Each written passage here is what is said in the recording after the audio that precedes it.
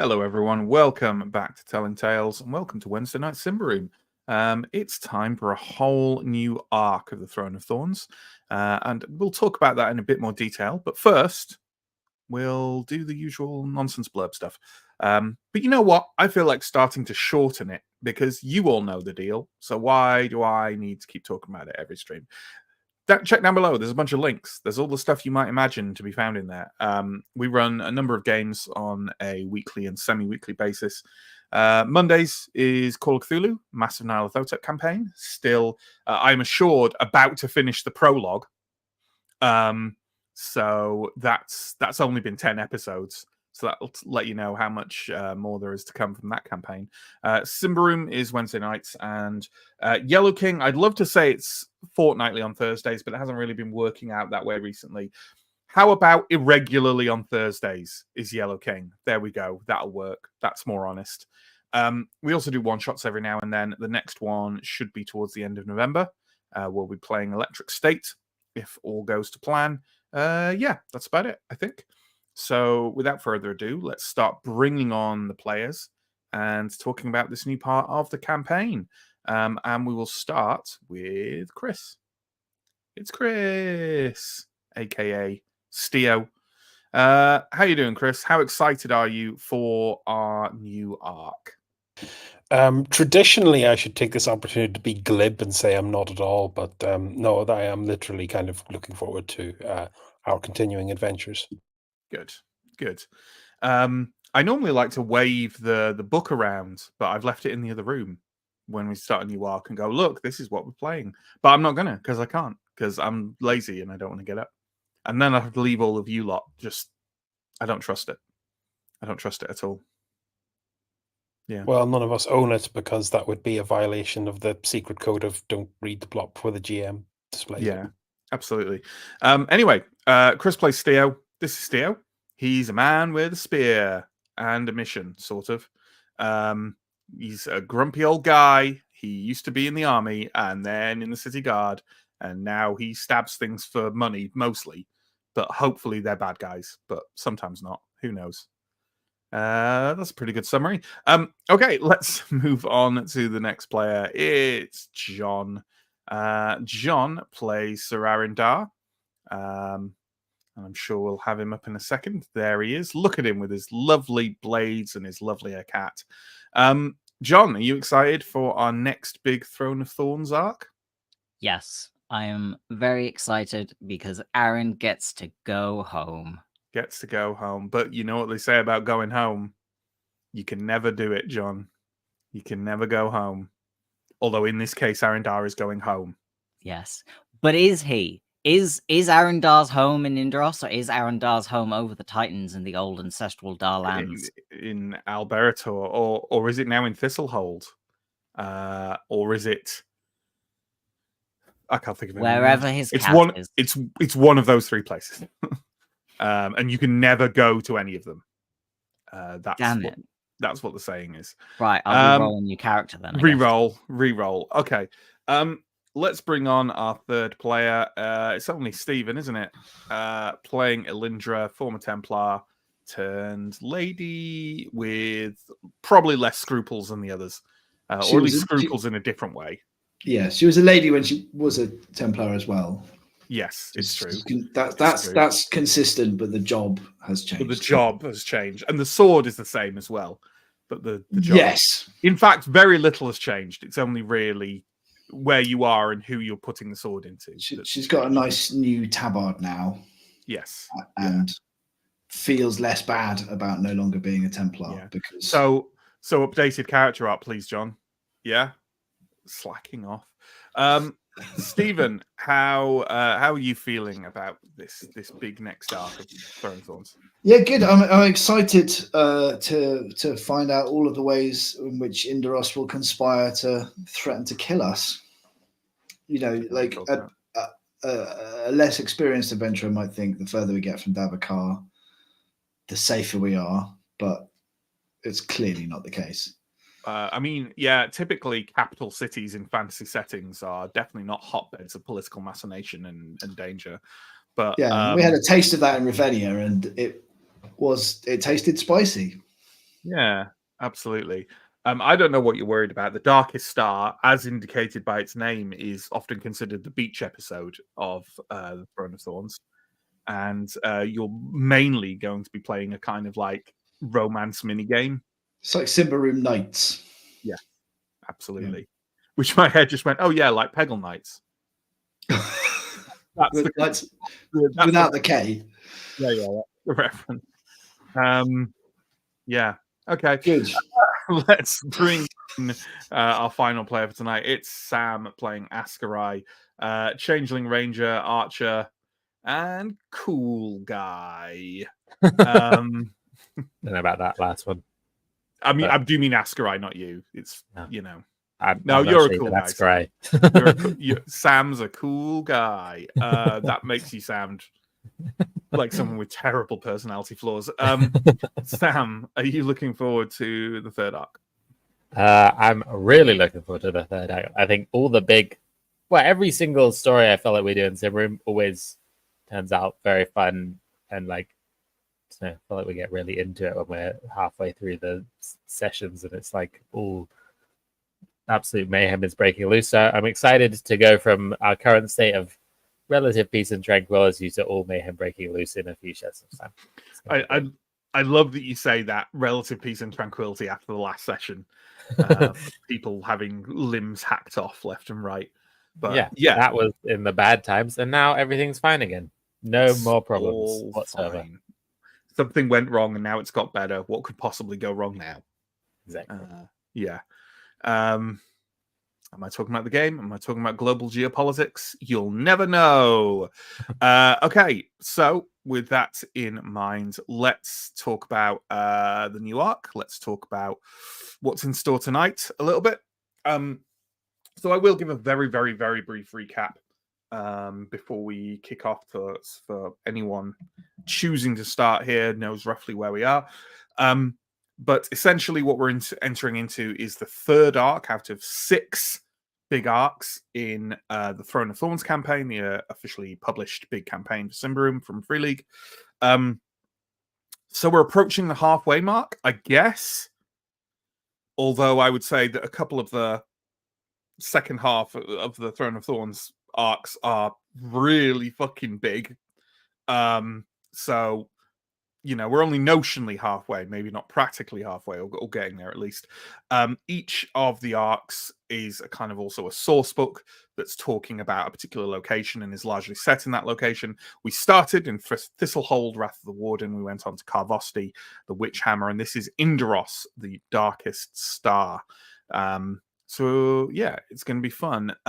We have just wrapped up a inter-arc, a shorter story, What's Bred in the Bone, where all of our characters here who are sellswords, who've gone on some very complicated adventures within the land of Ambria, the forest of Davokar, the lands of the barbarian clans, basically ended up as sort of glorified bodyguards to a holy figure called Desader the Lightbringer. They went on a kind of holy tour across the north of the land of Ambria and ended up in the city of Ravenna, where they were embroiled in a political and religious plot over the course of a single day that started with them investigating the deaths of an ally of the Lightbringer, and ended up with them defending Ravenna from a large and powerful group of fallen Templars determined to kill the Duke of Ravenna and possibly set the entire city on fire. But they didn't, because you kind of, along with various other people, rallied the city, stood firm, and defeated them in open battle. So, yeah, that's kind of where we are. We sort of didn't do too much of an epilogue from there. I did give some few details, but I will give more now, and then we'll move on to a session that it is the start of Darkest Star, but it's also going to be a little bit improv, a little bit like little character scenes and stuff. I like to do this to like wind up an arc and like fill the gap in between, and the players either indulge me or like it too. I don't know which, but either the end result is the same either way, right? So I don't care. So in terms of what's happened in Ravenna afterwards, As I think I alluded the first time round, obviously the festival went ahead. The city fell into kind of a state of relief. DeSaber, who was not wounded is the wrong term, right? But was sort of I don't know how to describe it, exhausted and battered kind of after the battle, has been healing over a course of time.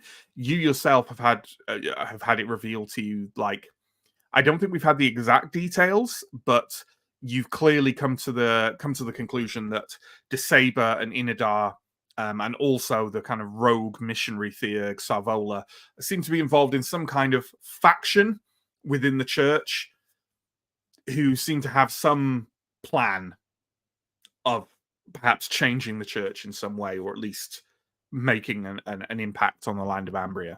And you've kind of sort of been roped into that a little bit now, or at least like brought in by association. So who knows where that's going to end up. In terms of the immediate after effects on the city is in a state of celebration from, fighting off the Templars, but it's also a celebration tinged with a slight sense of tragedy. A great many people lost their lives in the battle. So it's kind of an oddly subdued but celebratory feel for the few weeks directly afterwards.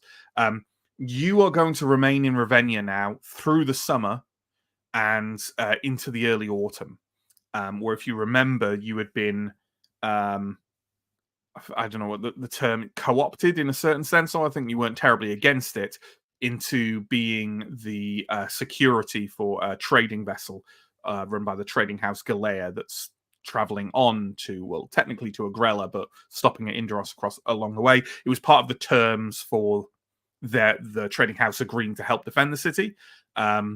So you have been volunteered as the security that far, and then Duke Inadar has assured you that once you reach Yndaros, you will be replaced with some hired security, so you don't have to go all the way to Agrella. So that's the plan. But you are in Ravenna for a couple of months yet, through the end of summer. One thing that I'm absolutely sure that you all want to know is what you've been paid for your services. So let me briefly run through that. Let me see. I had stuff written down. Yes. So let's start with your pay from DeSaber the Lightbringer, shall we? This is just your pay from being caravan guards, essentially, and I calculated it. It was kind of just under 30 days, but I've rounded up to 30 days. So what I've done is taken 30 days worth of pay for a sellsword, and I've doubled it, because I think that DeSaber would have granted a generous extra money on top of it in order to, because you fought in a battle and because of what you've done. I'd love to know what you all think, without looking at the book, 30 days pay for a sellsword doubled is.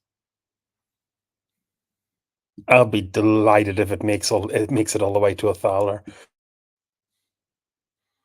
Because your perception might be skewed of what a day's pay is, because you're used to coming back from, the forest and selling stuff for a small fortune. But also the times that we have been like paid for services rendered, we've been like massively lowballed. To a certain degree. Yeah, like the Order Magica have like got you to do stuff because, like, well, we did you a favor, so the return is this minimum wage sort of thing. I'm going to guess that a day's pay is I think a day's pay might be a thaler for a sellsword. There's danger. Is that high? Mm-hmm.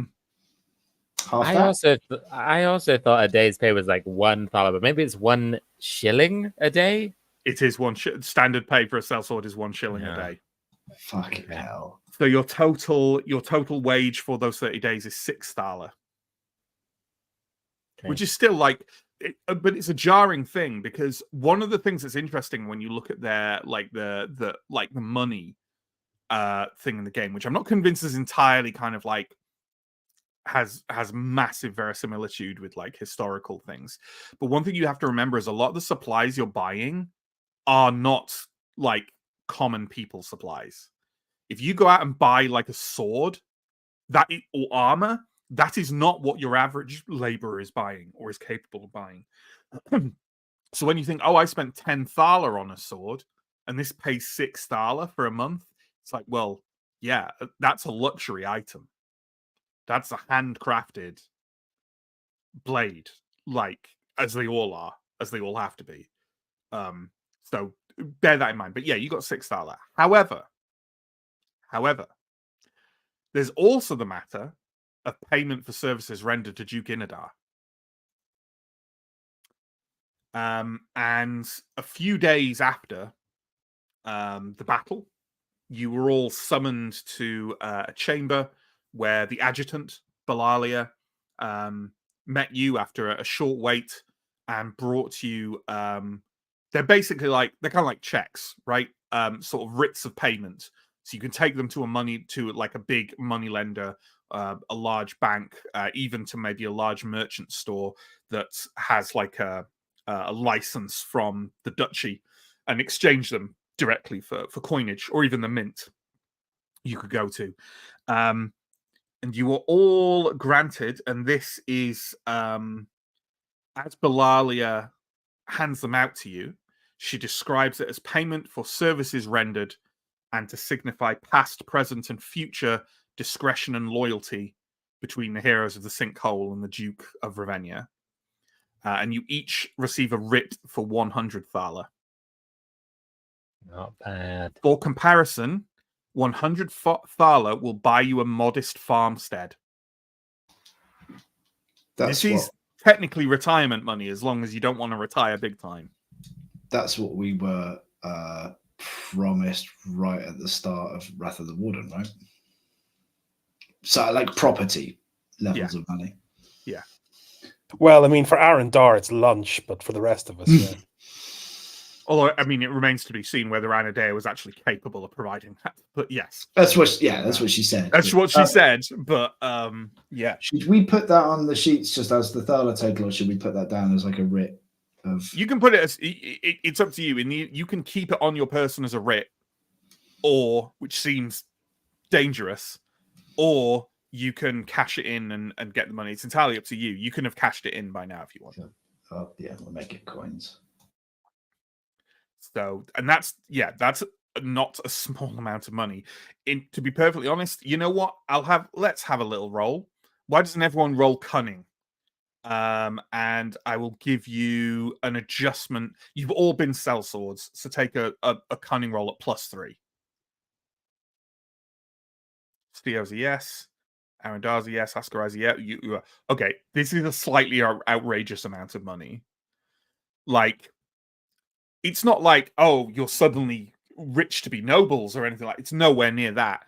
But like, even for saving a nobleman's life, and you didn't single-handedly win the battle, not even close. Like, it's a lot of money to be granted. We've been bought, right? It's like we belong to Inadar money. I have a question. What is our independent contractor status with the Adventurers Guild? The work you were doing for DeSaber, while the agency provided some people for that, it was agreed that it was a favor between Mother Mahira and DeSaber the Lightbringer, and all the money and everything was separate from the agency. It was like, you don't know what their deal was. You haven't really talked to Mother Mahira all that much to begin with.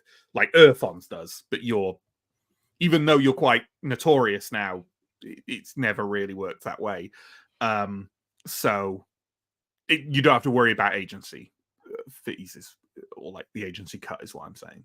It's all between you. Oh, and also, this Duke Inadar didn't hire you from the agency at all. But I wasn't sure if it's like a even if we get independent work, it still No, has no, to no, go no, no. through the. Okay. No, jobs that come through the agency, they take a cut. You don't work for the agency, which is how Mother Mahira wants it, because that way anything you fuck up with is not her fault. You know, any horrible artifact you bring back to Thistlehold and cause the doom of the city isn't her fault. So she prefers, yeah. No, you are independent contractors, you know, to But use actually the independent parlance of a contractors. different business. Yeah. Hmm. Yeah. So now all that money is yours. There we go. And yeah, good. Thank you, John. John has marked it down for Antom as well. Absolutely. There we go. And Revelia will get 100 as well. Yeah, mark that down. I mean, I assume so. She sort of bled along with everyone else. So. Yep, exactly. Okay, there we go. Some other stuff that has happened. I'll go. Do we want me to? I have some other bits of like events and stuff to happen. Do you want me to sprinkle them among your requested scenes, or do you want me to get all my stuff out of the way first and then we do your little I always think a sprinkle would be nice. Sprinkle. Let's have a sprinkle. A sprinkle of stuff. So, with that in mind, where are my cocking dice? There they are. I think They're we dice all for cocking. they're dice, mate. No. I think everyone had an idea for a scene in Ravenna, right? So let's randomize this. Okay. Ascarai. Well, do you want to say what kind of scene you want, Sam? And I'll play Antom in it, and I think this will be Antom, Elindra, Ascarai, and whoever else wants to be involved. But they're the core of it, right? I think the idea of Ascarai is that he has seen stuff to do with the church that he doesn't fully understand, like how the church works, what has been going on, and wants to talk to the people who know better than he does, which is probably literally everyone, but especially Antom and Elindra, about what is good, like how does the church work, and we'll just at some point find in our few months in Ravenna a time to talk about the church, what it is doing and what is happening. Is it something you want to role play, or do you just want me to info dump? I'm happy to role play it.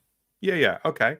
So shall we have a scene with the three of you then, or the two of you and me as Antom? Where do you think you'd bring this up? Like, is this like a casual thing, or where do we stay? Like, where you are staying in the castle, or it's Okay. more of a palace than a castle. Maybe just one evening at the castle, eating dinner or whatever we're doing, having a drink. Absolutely. Let's have you in one of the higher chambers near your apartment. And it's a pleasant kind of like sort of midsummer day, quite warm, but there's also a breeze coming through the window, which is glass but has been opened. And you're all sat around eating just some fresh fruit that's been provided. Antom has a book open and is kind of leafing through it, but he seems to be kind of half concentrating on that and half kind of gazing out of the window a little. Sorry to interrupt you, Father, but there's been a few things about what we saw and what happened that I feel like I really don't understand. And I don't know if that is because they're confusing to everybody or particularly confusing to me as someone who's not been involved in the church in the way that both of you have. But have there been reports of like schisms in the church before? I don't quite understand how the whip of Prios, the Templars, these heretical Templars, and the church are involved with one another, and why? Well, Ascarai, that's quite a complicated question, especially these days, as you might imagine. One thing you have to remember is that the Church of Prios, as it is, has only existed for a relatively short amount of time. It was towards the end of the great conflict with the Dark Lords when Prios was recognized as the bringer of light and brought forward as more than perhaps the patron god of farmers. And some scholars would argue that he became a war god, Ascarai. And it was then that the foundations of the church were laid and further calcified with the appointment of First Father Jessica at the end of the war. He was a war hero. The church was concerned with the safety of its flock, both in the dead wastes of Alberator and coming across the Titans and here in this new land. And I suppose there are 3 fundamental pillars that we must talk about. One is the Curia. He gestures to himself. Theurgs, proselytizers, confessors, administrators. Everyone you see, or most of the people you see in a sun temple in a city, are members of the Curia, such as myself.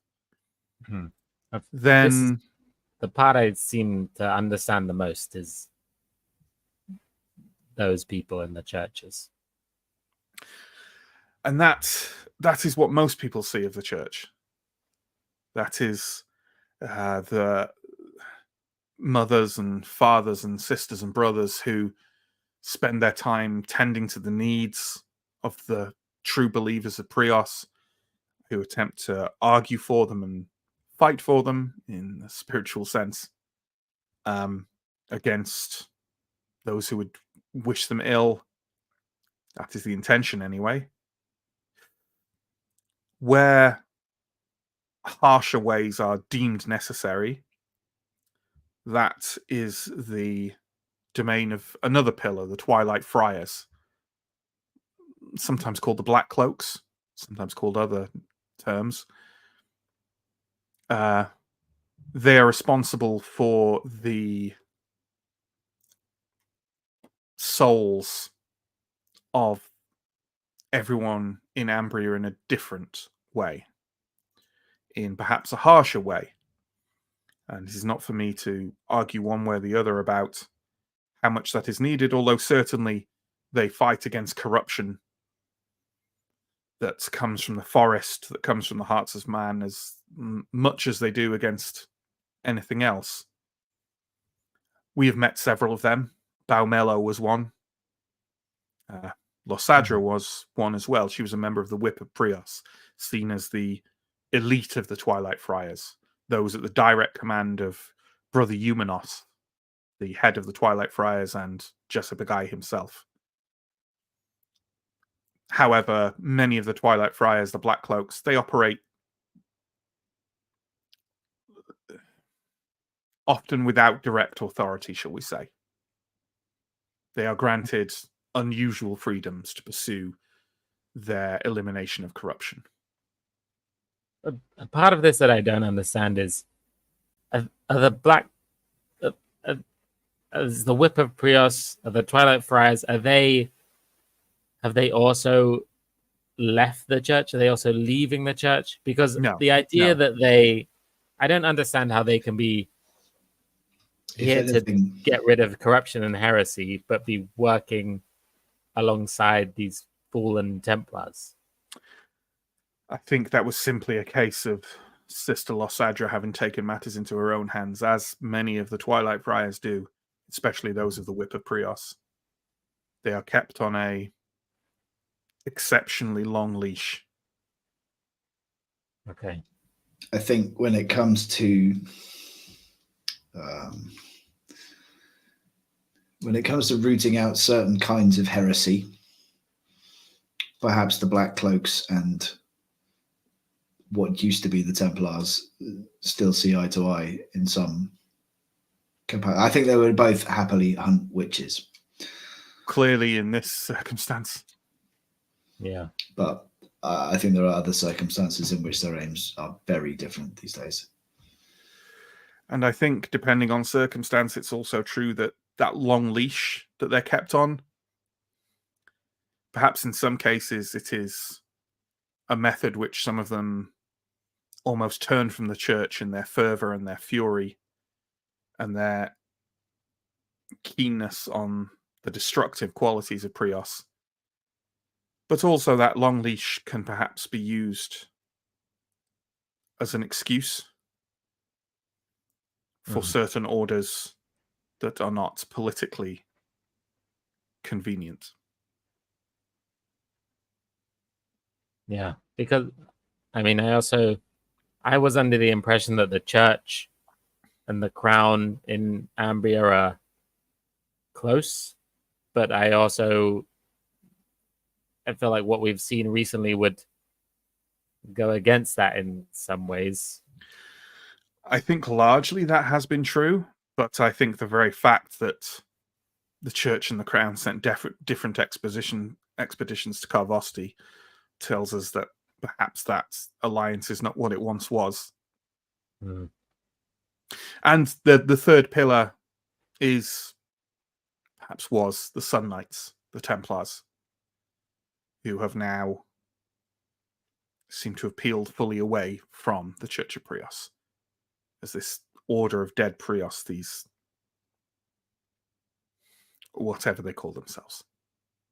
Yeah. I think both of you probably talked to more followers of Prius than I ever will, but do you feel like that idea of Prius's death is spreading to the masses? Is it just a Templar idea? I think that whenever the established order is upset, dramatic notions of change take hold in people's hearts. I think that the more death and destruction comes from a change in the way of things, the more common folk, the more everyone could find their hearts open to the lies of a dead Prius. But that is partly what the Lightbringer is doing, yes? Yeah. She's restoring faith, and she's showing the way. And we should follow her in that. I believe. The Knights of Dead Prios are demonstrably wrong and outrageously heretical in their claims. I guess it's an ideology that thrives in an environment of despair, and which way the people outside the church will turn will depend on what happens in Ambria. And unfortunately, maybe partly dependent on the strong arm of the Knights of Dead Prios, and it is strong. Do not believe that simply because we destroyed the Master of the Order's son and his personal legion of knights that their force is spent. Mm-hmm. As to where they are and what they are doing, well, they took Temple Wall, formerly the city of the church. They have declared it theirs and expelled the Curia, the Twilight Friars, from within it. Jesse Big Eye has taken residence in Yndaros. Who knows what will come next? Perhaps the Knights of Dead Prios have no future. Perhaps the Crown will see them as a threat, and they certainly could not stand against the armies of Ambria should Queen Corinthia decide to marshal them. But I fear that she is likely busy with other matters. When we're in Yndaros, what would you expect hostility even from towards us based on what we've done here, based on who we're associated with now? Hostility from the church and the Templars, or just the Templars still? I doubt there are many Templars in Yndaros now. Hmm. As for the Curia, well, what have we done? We have guarded and worked for Desaber the Lightbringer, the only remaining living saint of Prios. True, but we've also killed a good amount of Black Cloaks. Who were working in secret on a controversial agenda of their own. According to them. And I'm sure according to Brother Humanos. And that long leash that they're kept on works both ways, right? And Duke Inadar may be seen as some as an inconvenient political rival for the Queen, but he's also still her family. He is a Kohinoor. I think there may be some interesting developments in the church in the Curia going forward, because yes, Desaber is the Lightbringer, but the positions that she's taking and the company she's keeping are not the most orthodox figureheads the Curia has to offer. And someone at some point, I think, is going to have something to say about that. They may well do, but perhaps change is what is needed. I wholeheartedly believe that that's the case, but that doesn't mean that it will come without repercussions. Well, then each of us shall have to pray to Prios. Or any others we decide to grant our prayers to. Saying that is a remarkably bold thing to say, even in private company.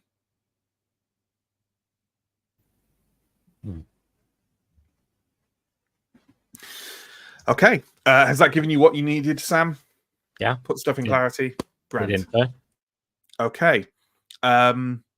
So let's go with another one of my little things. At a certain point, right. Let's wind the clock back a bit to the end of the Witch Hammer, right? So you're recovering those tablets from deep under Carvosti and making a kind of like charcoal copy of them, right? And then destroying the tablet. And you took that charcoal copy to, I believe, correct me if I'm wrong, this is my recollection of it. You agreed, and I think it was Arendar who was kind of in charge of it. You agreed, no? Is it someone else? Is it Askarai? It's Askarai. I'm not sure Aaron actually knew. No, I think I knew about it. Okay. He had nothing. I think the idea was that you actually cut up the rubbings and took different parts of them to different antiquarians and lore masters so that you could get bits translated and then only you would see the whole. I think that was the idea, right? Now, you have left Thistlehold before that job was done, and I have a proposition of someone you probably trust to do it in your absence and then send you the stuff. If you say no, well, that's awkward.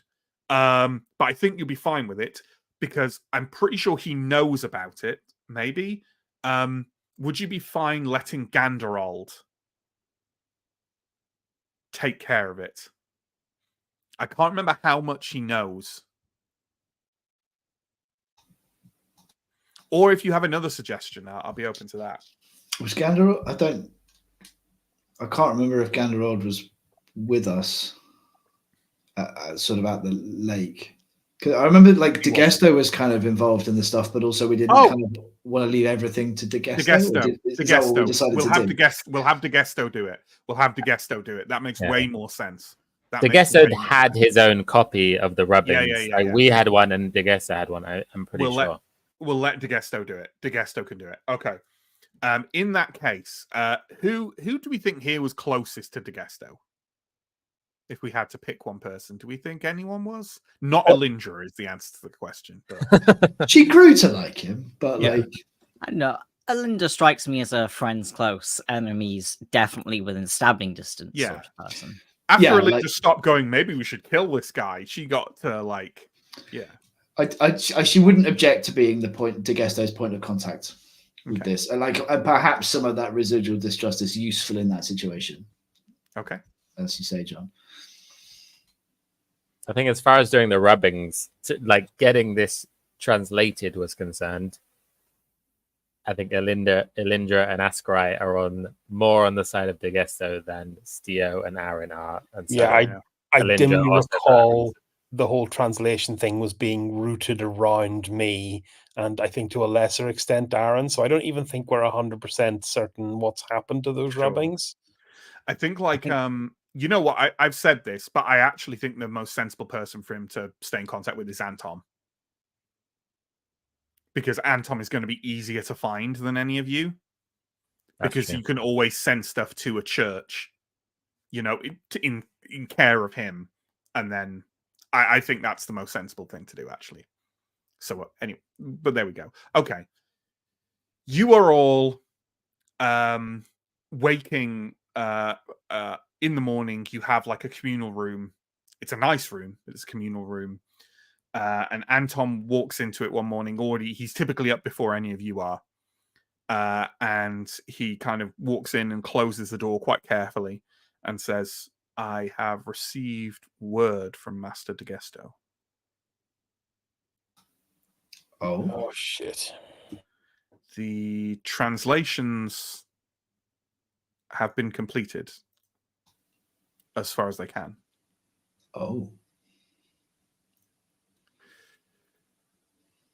Do we have them? We do. He reaches into a kind of small skin pouch and withdraws folded bits of paper. He wishes us well and offers to work with us again on our return if we wish, but also tells us that unless he hears back, he will not wait to carry on further investigations on his own behalf, as was agreed, but he would prefer to do it alongside us. There are 3 primary pieces of information to be found on the tablets. Parts of them are damaged, parts of them cannot be translated. When Yndaros had grown strong and powerful, a military force was sent back to the crushed heart of the Empire to retrieve the remains of the Guardians favored, the Lord of Lords. Yndaros is the old name for Yndaros.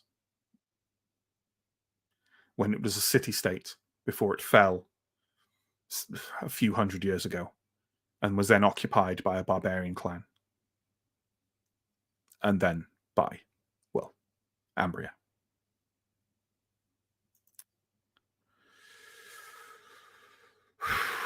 The symbol known to represent Symbar seems to be referring to the Emperor, as well as the place from which his remains were taken, as if the city and the person were both named Symbar.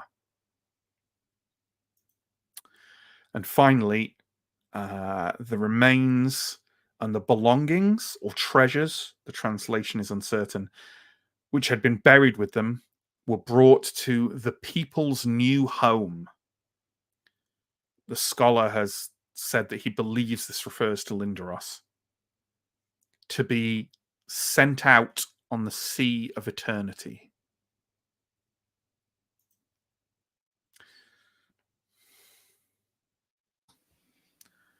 So, I am both disappointed and happy to say that this does not seem to tell you the way to Symbar. That's probably for the best. But it does have the interesting side effect that the direction it does point in is where we're going. And presumably the direction someone else went. If we are still interested in the location of Elmendra. It also seems to reference Symbar. I cannot imagine what the crushed heart of the Empire could be referring to if not Symbar. But with that phrase, does that imply that Symbar had fallen? And this last emperor, their body was sent to Yndaros? to be sent out on the Sea of Eternity? Maybe I'm a romantic sod, but if I owned a very fancy boat, I'd call it the Sea of Eternity. Perhaps. Yndaros is built on the ruins of Yndaros. Parts of it are incorporated into the city itself, built over, expanded on, but a lot of it still remains beneath the surface. If the people of Symbar occupied Yndaros and were carrying out things there, if they had rituals, if they had information and archives, they would be somewhere below. It's been quite some time, and of all the places in this newborn empire I would expect to have been completely picked dry, Yndaros is quite high up there. There are a lot of ruins, Sergeant. We assumed that there was nothing under Thistlehold, and there very much was. I imagine in a place the size of Yndaros, there could be plenty that's still hidden. A needle in a haystack, though.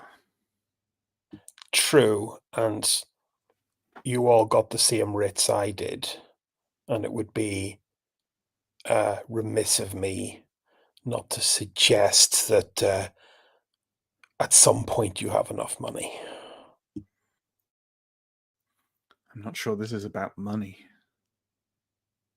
This isn't for me. You know my position. What I want is for as many people to stay alive as possible. And a lot of the folk more familiar with the forest than we will ever be, on both sides of the divide, have said that whatever Symbar is, it's not necessarily got our best interests at heart. But if Elmendra is still out there and is ahead and is planning on opening the door to Symbar, maybe if we want to keep everyone safe, we need to stop her and catch up with her. And what happens if less scrupulous peoples exploit whatever she finds? What happens if the Knights of Dead Prios find their way to Symbar? Or a cult? Or these northern clans, whatever they are doing? Plus, when we thought this track led us to the middle of the forest, we were sure no one would stumble on it accidentally. But if the next step is underneath Yndaros, someone has to find it eventually, don't they? Yeah, someone will find it. And it could be anybody. Surely it's better that it's us. Better for us, better for others. If the tablet was not the way to Symbar, are we not still vowed to close the way? Or at least ensure it's in the best hands possible? These are the same questions that we've been asking ourselves since we were back in Davakar, and the conclusion that we came to then is that the best thing in all of our interests was, if the situation arose, to take the opportunities to follow this path and to close the doors behind us along the way. And I don't see that that's changed. I don't like it. I don't like that the path leads to the place that we're heading to anyway. I don't like that wherever we go, we can't seem to extract ourselves from the things that are happening in the world. But here we are. We're going to Yndaros. Elmendra may have already gone to Yndaros. Degesto is coming to Yndaros. We don't know for sure that nobody else has that information. Yeah, you're not gonna Tell me that we're not going to be involved in this in some way. Yeah, look, I've been saying for months, first opportunity, we get back on the Volgoma, we head across the lake, we go somewhere where no one knows who we are, and that's when I will rest. I But agree. until then, I'm looking forward to that day. But if we know this thing, yeah, look, it's I'm hard not to not act on it. I'm not going into retirement on my own, and if we're going to be futzing around underneath that wretched city, I'll follow yous.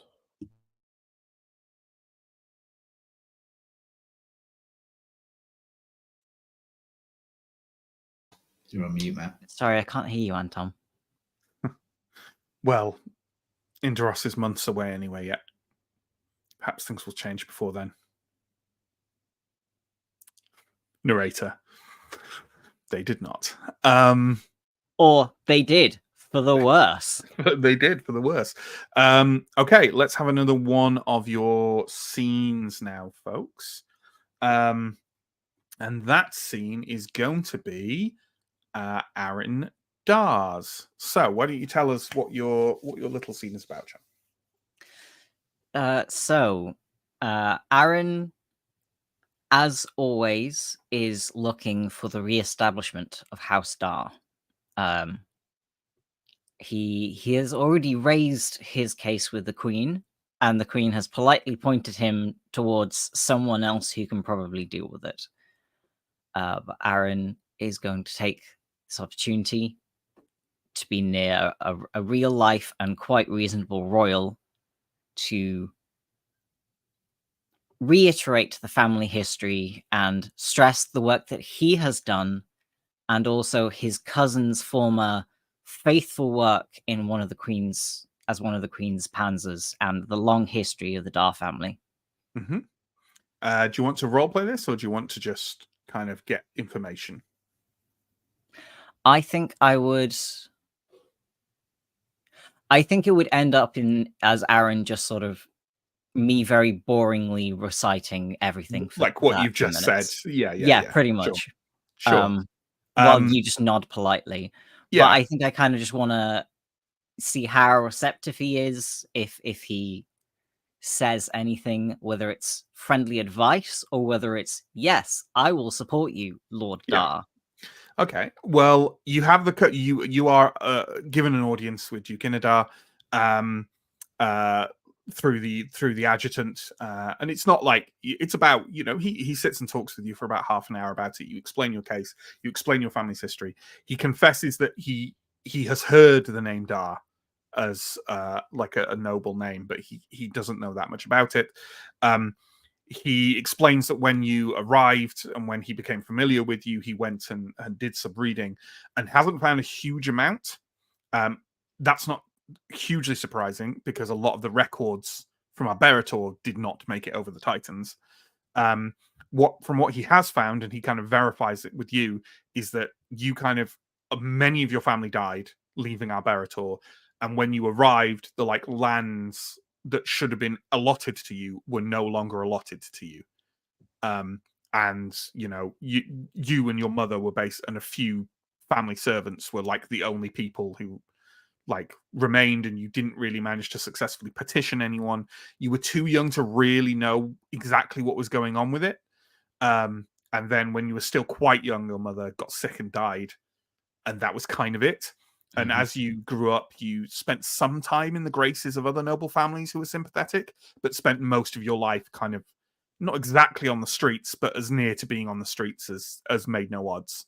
And then kind of got involved with some, decent work, some maybe slightly less salubrious work, until you found yourself competent with a blade enough to start working as a sellsword. And then that's more or less where we met you, essentially. You were probably only a sellsword for a year or two before we met you in Fetters of Stone. I think I was a sellsword for just long enough to raise money to get to Thistlehold. Sure, and exactly. Get a reputation to contact Mother Mahiras. Exactly. So, yeah.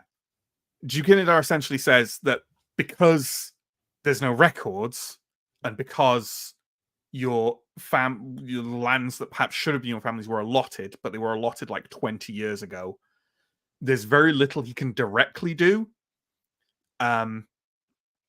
He says that what he could do is petition, like he can like essentially like reinstate a noble house. The House Kohinoor itself has to be petitioned. He's a member of House Kohinoor, but he's not the senior member of House Kohinoor. He essentially would need the Queen's permission to resurrect your noble house.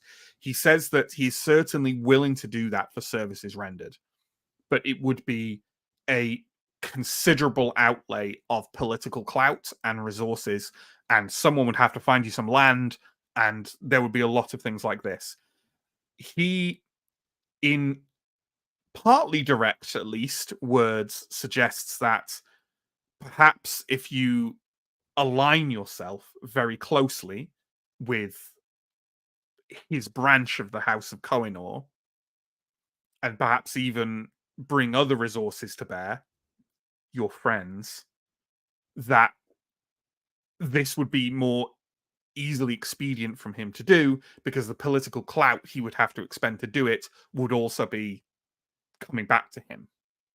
You know, if he gains another essentially like client noble house under the purview of his branch of Kohinoor, then that's good for him. You know, one of the problem with divvying up land in Ambria is the first thing that happened when all the nobles arrived was that they divvied up all the land. There is no land that is not owned by a noble house. None. The only places where you find it is on the frontiers. And the main frontier is to the west, on the opposite side of Ambria. So this is complicated. This is difficult. It's not impossible. And it might have to wait for the right opportunity. But he essentially gives you the impression that he can't really do anything for you right now, but keep going on the path you're going. Brackets a path that might be quite supportive of Duke Inadar and Ravenna and his branch of House Kohinoor, and I guess broadly House Kohinoor as a whole, you think. And perhaps wheels could start to turn. He also warns you that you starting to seriously push down this road with people who matter, it's not the term he uses, but means that whatever group stole your land and titles, essentially, will become more aware of you and may consider you a threat. And he says that particularly in somewhere like Yndaros, becoming a political threat is dangerous. So he suggests if you have to be out loud about it, be subtle about it, or be talking to someone you trust, like him. Does he know from his reading who ended up inheriting the allocated Dar lands? No, because basically it's the case that there are records of a list with the Dar family name on them, and then the next record just doesn't have the name. So it's not clear. It doesn't parcel up land on the first list, so It's not clear who gained the lands that were intended for House Dar. Okay. Which is terribly convenient for me at this point, narratively. Is there anything else?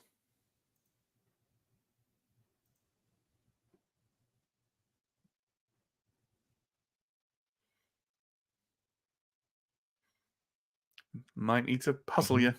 Don't think so. Okay. Fair enough. Let's go to another one of yours, because I've only got one left. So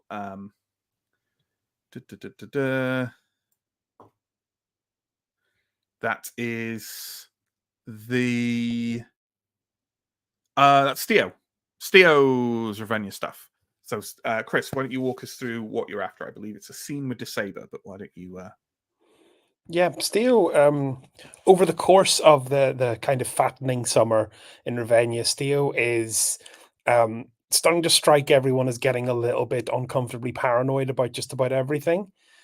Constantly kind of waiting to see what the next disaster we're going to have to fix is, kind of eventually morphs into being a kind of wretched gossip hound and being kind of a bit nervous about just about everything. So eventually Steele kind of self intervenes and decides to see if he can get a sit down with the Saba as part of a counseling session, I suppose.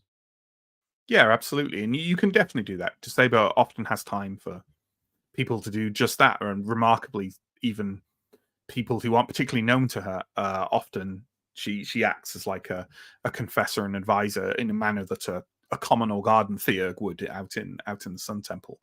And you find yourself escorted into a presence by Fenring, who is whose arm is not healed enough yet for any kind of like prosthetic or anything to be applied to it. Whether he wants that or not is another matter. But he seems to be healing relatively well, and he escorts you to like a small room in one of the towers of the palace. Like the name of them has escaped me, but there used to be a name for like a little room that's just got a couple of chairs in it. Like a cloister? No. There's a specific name for them. Throw it in chat if you know your castle stuff. Yeah, it's a pleasant sunny day. The windows are flown wide open. There is in fact a bird's nest just kind of on the eaves above the thing. So there's a pleasant twittering, and she invites you to sit and asks you, what can I aid you with on this fine day, Sergeant Steo? Thanks for seeing me, Lightbringer. I don't think it has probably passed beyond your view that this town is not particularly good for me. I'll be honest with you, I've been trying to find excuses to get away from here and take as many of the group with me as I could. And why is that, Steo? I think partially that we had a lot of work in the forest, just like partially I knew that when we signed up with you for this trip, we would be stopping at Ravenna.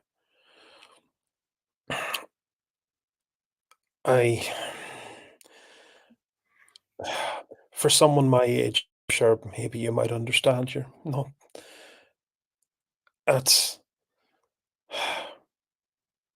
It's hard for me to see the end of the path when I've lived so long with conflict, and when I see something which puts hope in me, I don't like it. Ravenna is a very hopeful place now.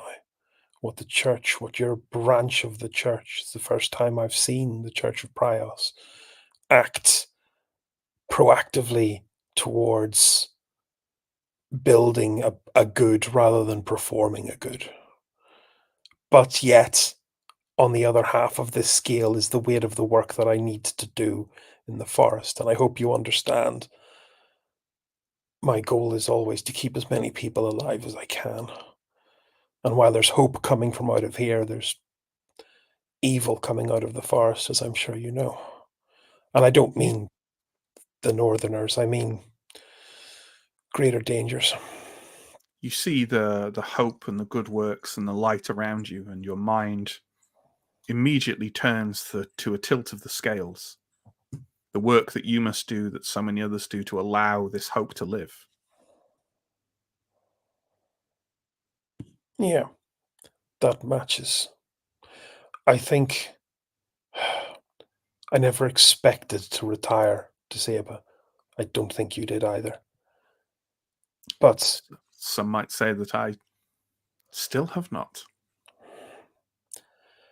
I don't know if I'm going to get the chance. But now I can see either I continue to work and protect and die in glory as a youth, or I find a way to retire and go quietly as an old man, and my heart greatly yearns for the latter.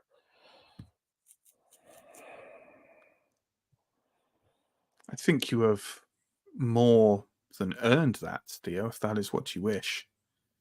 But I would humbly suggest that if that was what you truly wished, I do not think we would be having this conversation.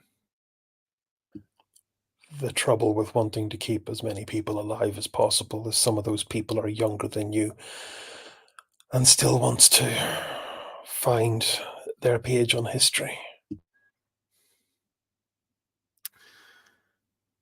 Would it give you comfort if I were to tell you that I have had similar thoughts? I think it would. I think I knew, but it's good to hear it. Then I hope it may greatly comfort you to tell you that I have those thoughts every single day. I am old enough to see you as young, Sergeant Steo. My body is broken, my spirit is weary, my mind glitters a little in the darkness yet. I would love nothing more than to take myself to a bed, to a garden,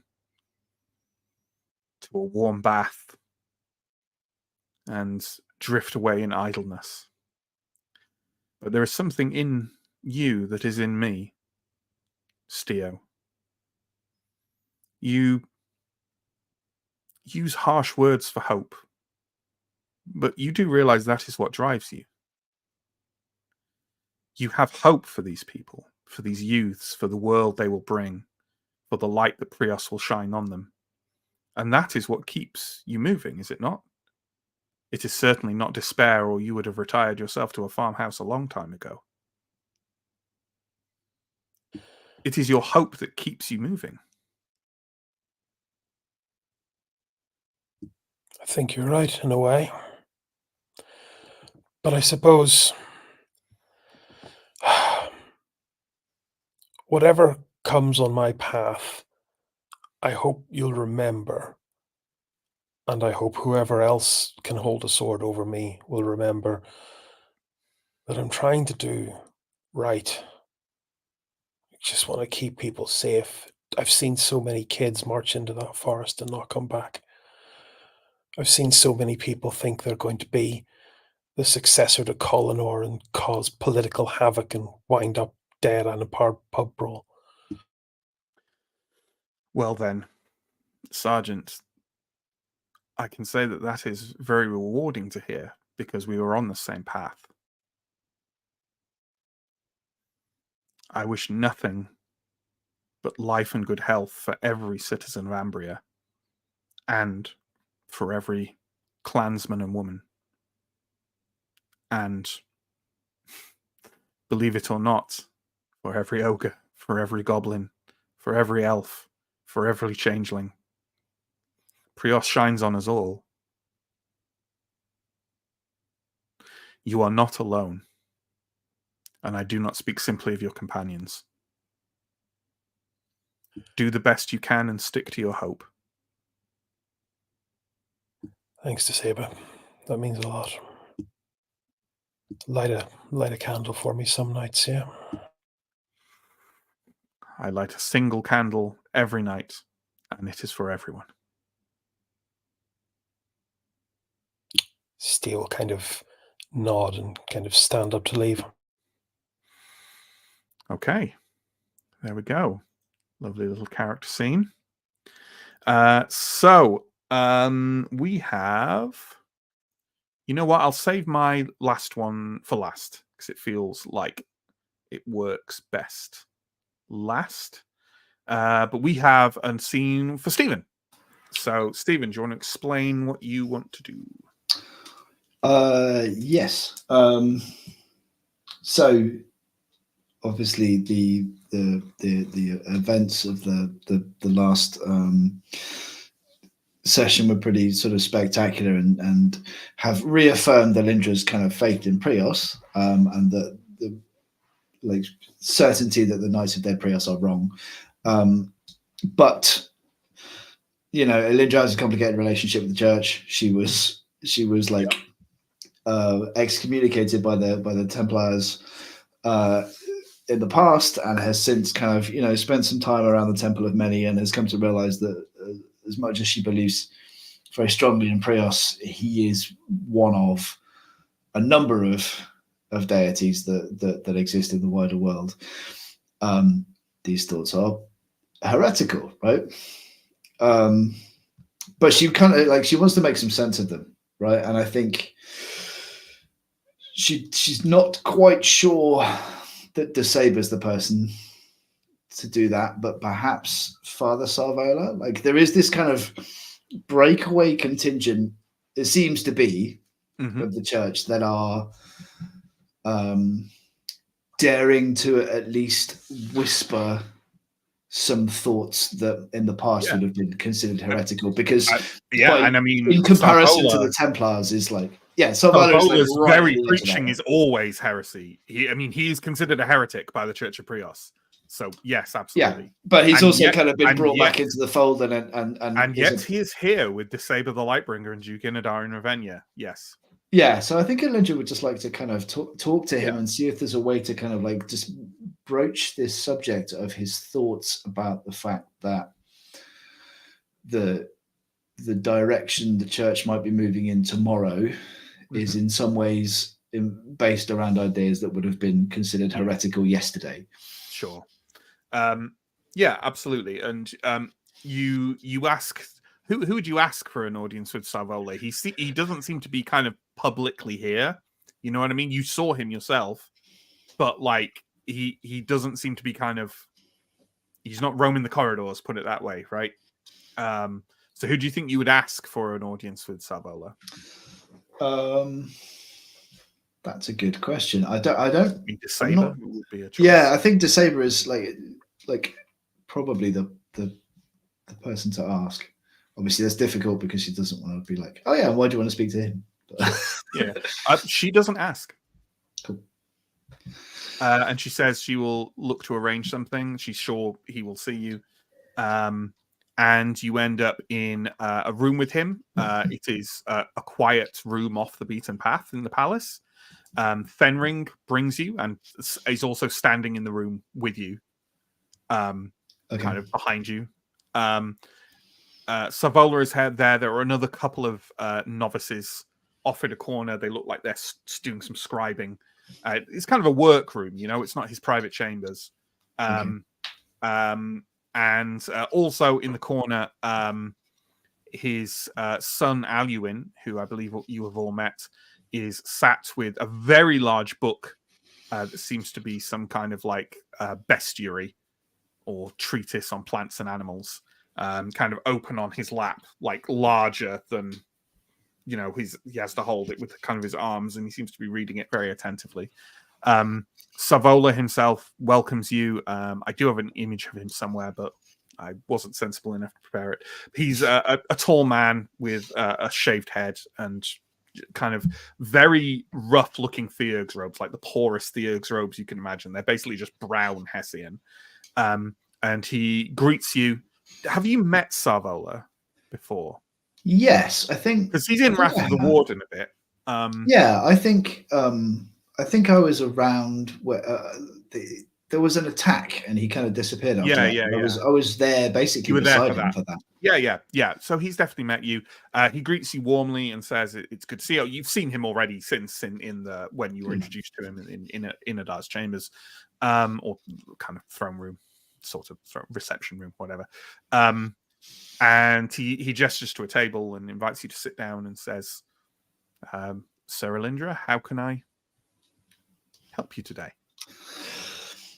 Thank you for seeing me, Father.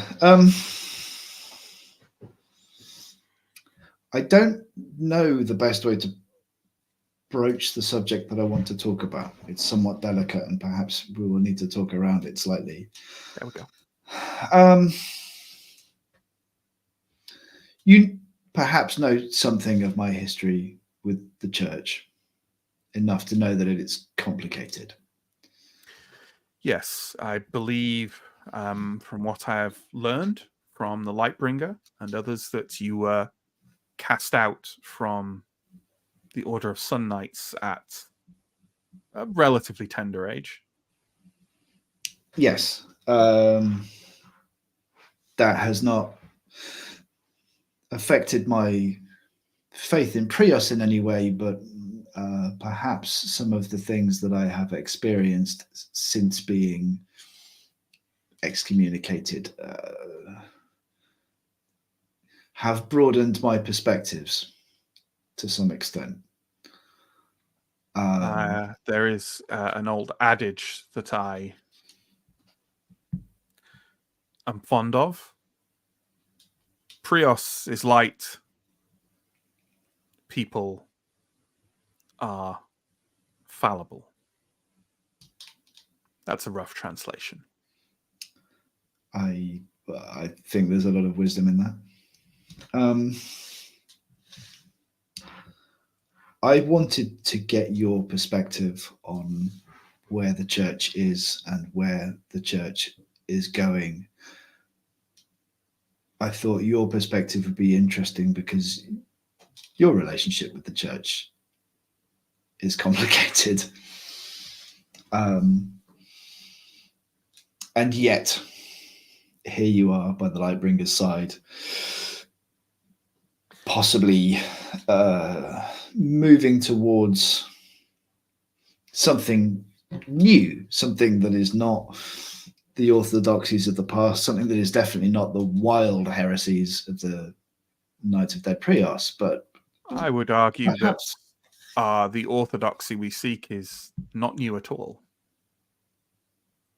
I would argue that the newer orthodoxy is the one that has failed our faith in Prios. I think I share some of those perspectives, but obviously it's not always easy to find the company in which to express those thoughts. I can assure you, Sir Alindra, that if your thoughts range to what the current orthodoxy considers heretical, then you have nothing to fear in this room, as long as you have the best interest of the faithful at heart. Of course, always. So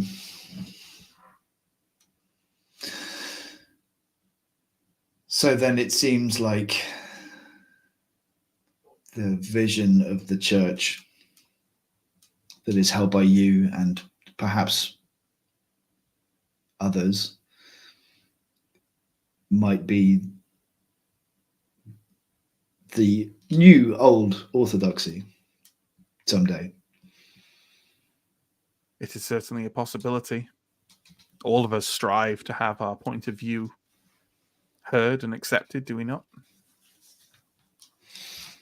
Mine is that anyone who says they are a true child of Prios should spread his light and spread the dawn around them, even to the lowest of roots, the smallest of things.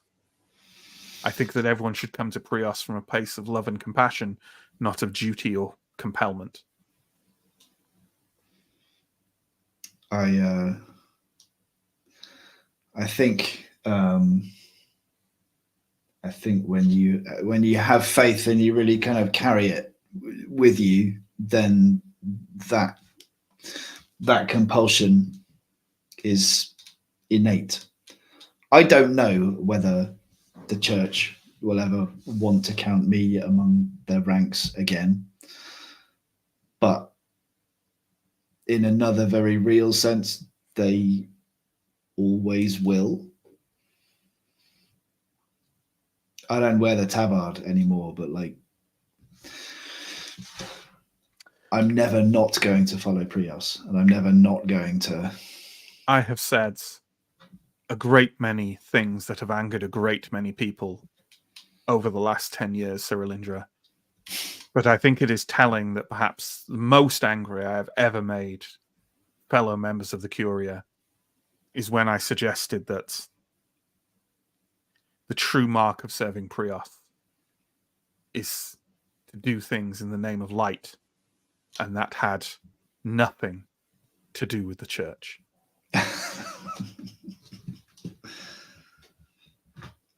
Then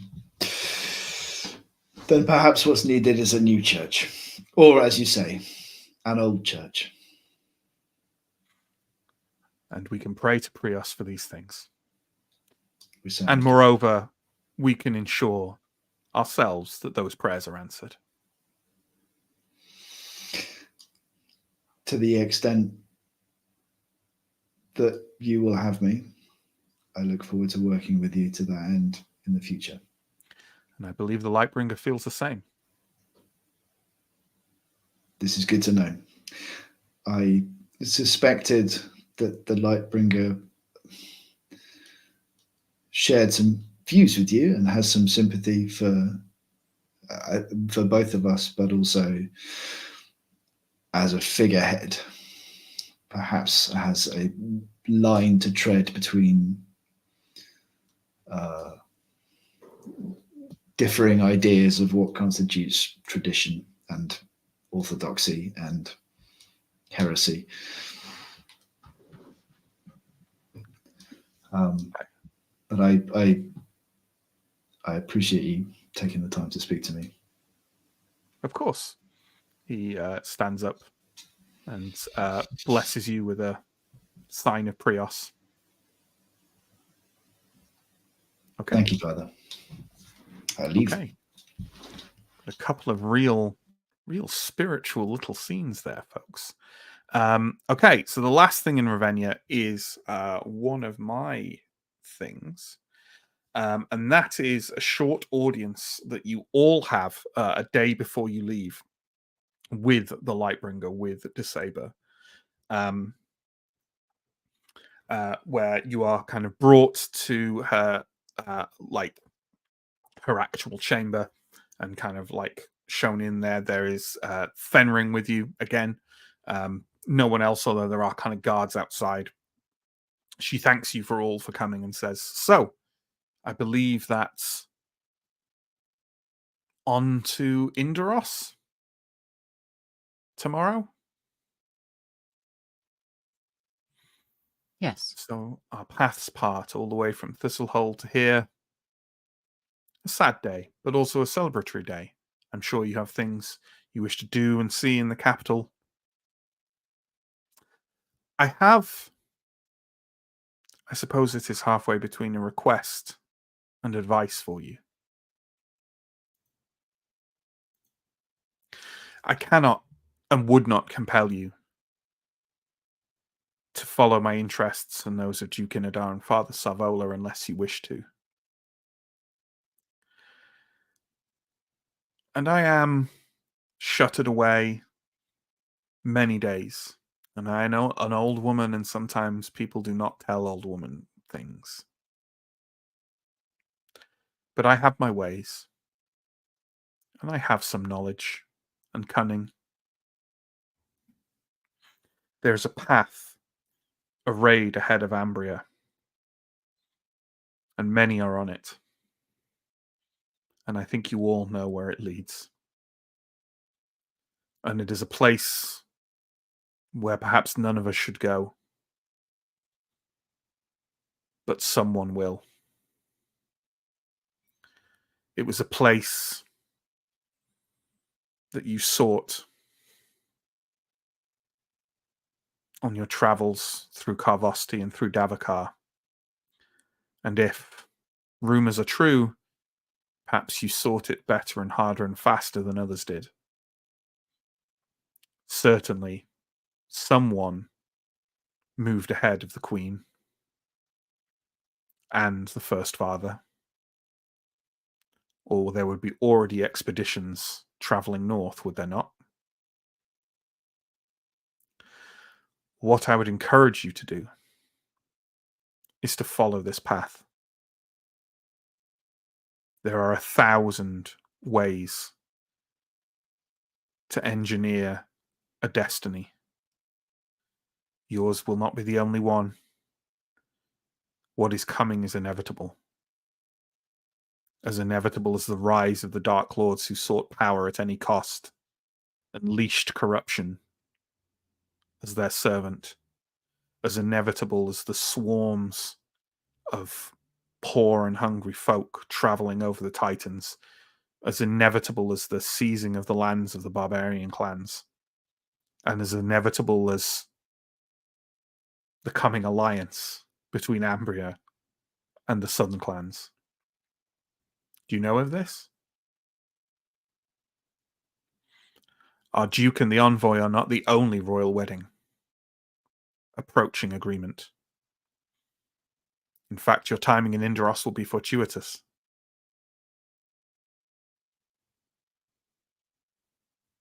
Who?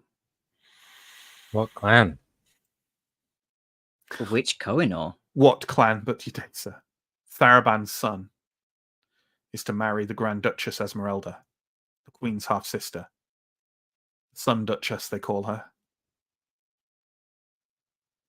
It turns out the quickest way to a betrothal is to lay siege to your in-laws' plateau.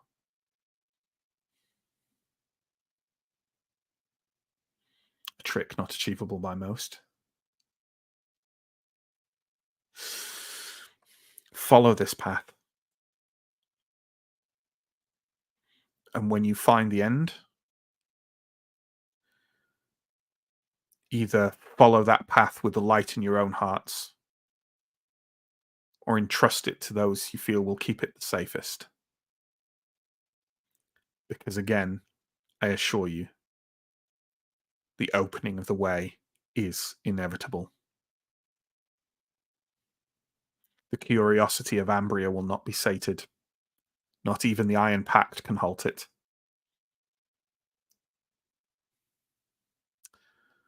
My mother had a saying she was fond of. To Saber, you must, above all else, make the best of a bad situation.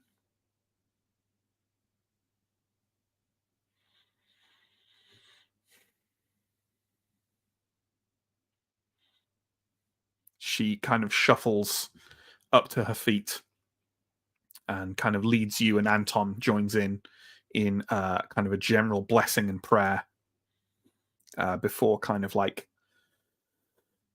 dropping back into the chair she was in. It's quite cushioned with a little noise of discomfort, and says, I expect I will not be able to wave you goodbye on the morrow. Take my blessings and my best wishes for you all.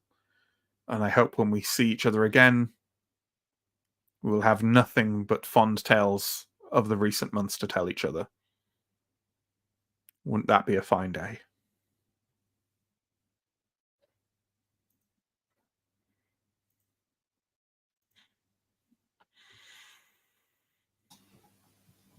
Okay. I'll take the silence as a kind of yes, Lightbringer. All right. Yeah. We have thoughts, but they're probably not ones to be expressed until we're outside the room. Sure. Yeah. So with that in mind, we will skip ahead a little bit. We will you gather yourselves on the docks the next day of Ravenna and find yourselves aboard quite a large, grand riverboat owned by the trading house of Galea. You are the only security on it, but that's kind of to be you're traveling safe rivers, but Galea wants to be sure, you know. And essentially, you're going to spend the next, honestly, couple like.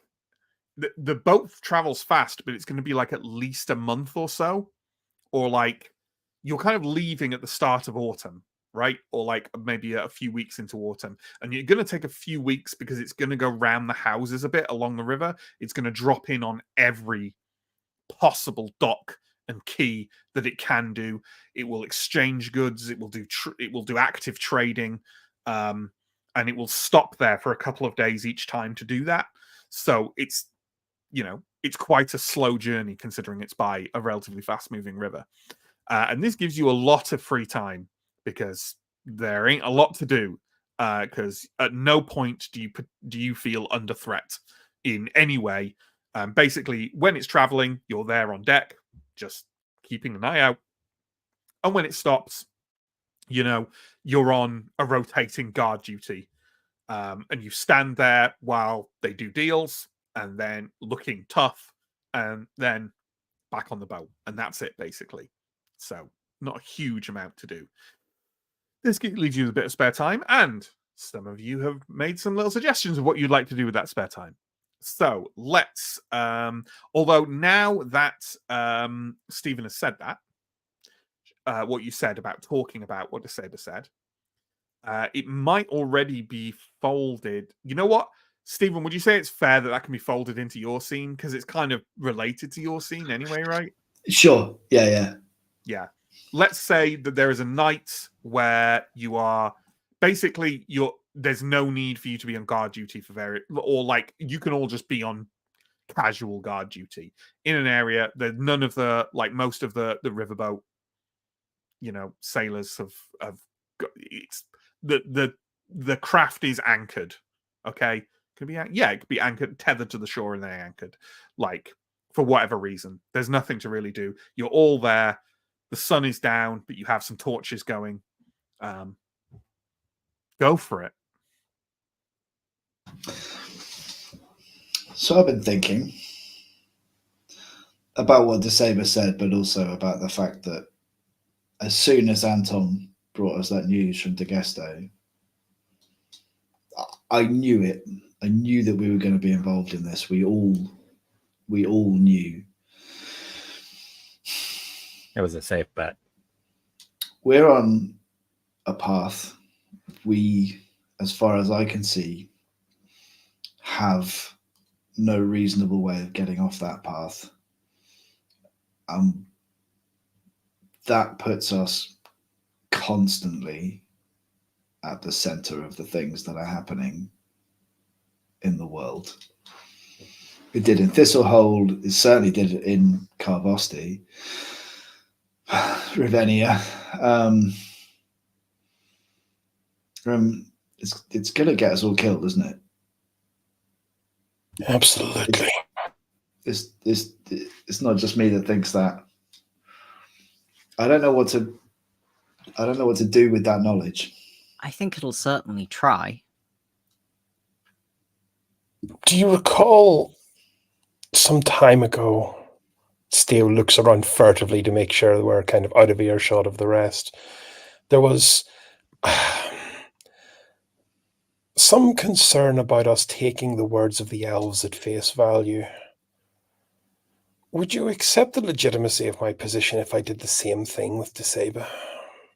Now, she's a great woman, a living saint.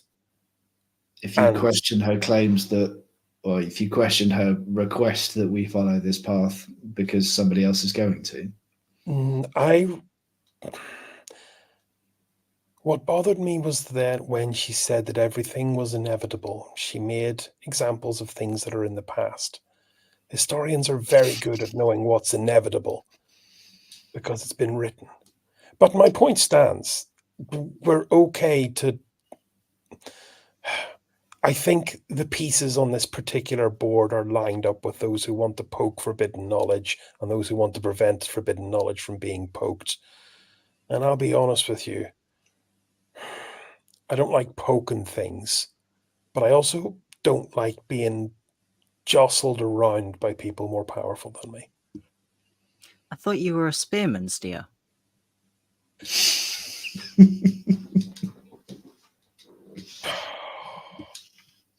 Completely straight face. No. Just a sigh of just that sigh. Just that. I think the point he was trying to make, Harry, correct me if I'm wrong, Steo, is that he's a spearman that wants to retire. There's certainly that. Like, you asked what the logical best way of us not getting killed is to take that fucking 100 father and run to the forest, where at least we know we can get easy jobs, garden boats from fish and people armed with steel half as good as ours. Right, this is Matt saying this, not any character. Isn't this somewhat at odds with Steele's recent pledge to the Iron Pact? Yeah, absolutely. Yeah. But this is the point. This is the point I'm sort of making diegetically. Look, we've had a lot of people recently giving us grandiose statements of paths we can take and things we should do. I don't think any of those people, any of those elves, any of those creatures have been infallible. I'm not saying that anybody that we've dealt with is infallible, although certainly a lot of the people we've dealt with are very powerful. I've got $100 in my pocket that says that when Duke Yndaros says to jump, I'll say how high. I'm on this boat because he told me to, all of us.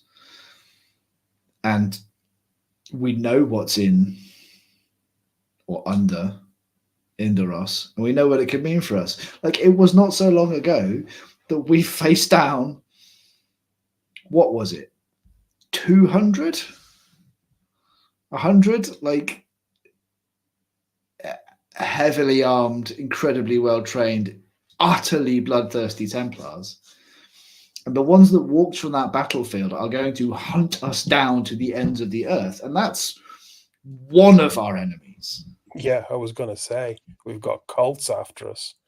God only knows what'll happen if the Queen finds out what we really did under Provost. Yep. Yep, the Queen, the Rangers, the clans, the elves, for all we know. The Iron Pact. And Tom, who's been silent to this point, says, and I do not wish this to sound condescending, Sergeant, but I would love to know why you think any of those people would be unable to follow you to a village on the shore of Lake Volgoma.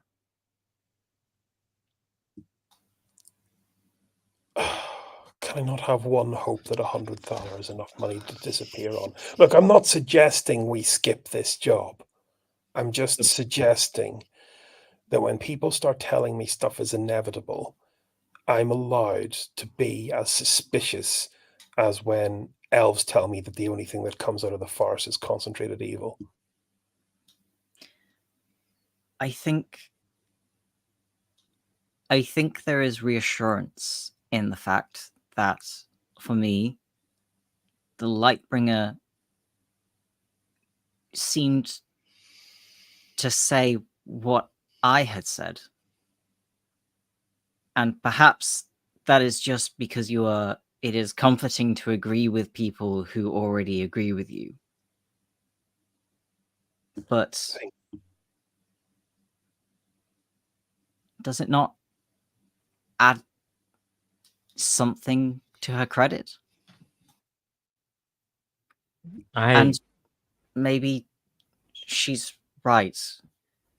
Perhaps not in the grand movements of destiny, but we've come this far. We've made a number of enemies. Maybe seeing it through to the end is the only way to escape them. I agree with you, and I felt like hearing the Lightbringer say that this is a thing we should do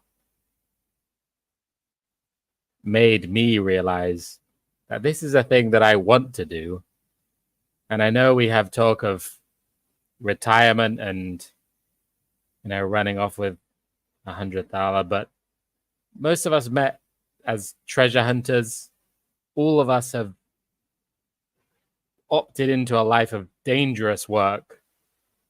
Perhaps we didn't all expect to be involved with queens and, the high up people of the world, but we all expected to be in danger in whatever we were doing, in fights, in battles, risking our lives.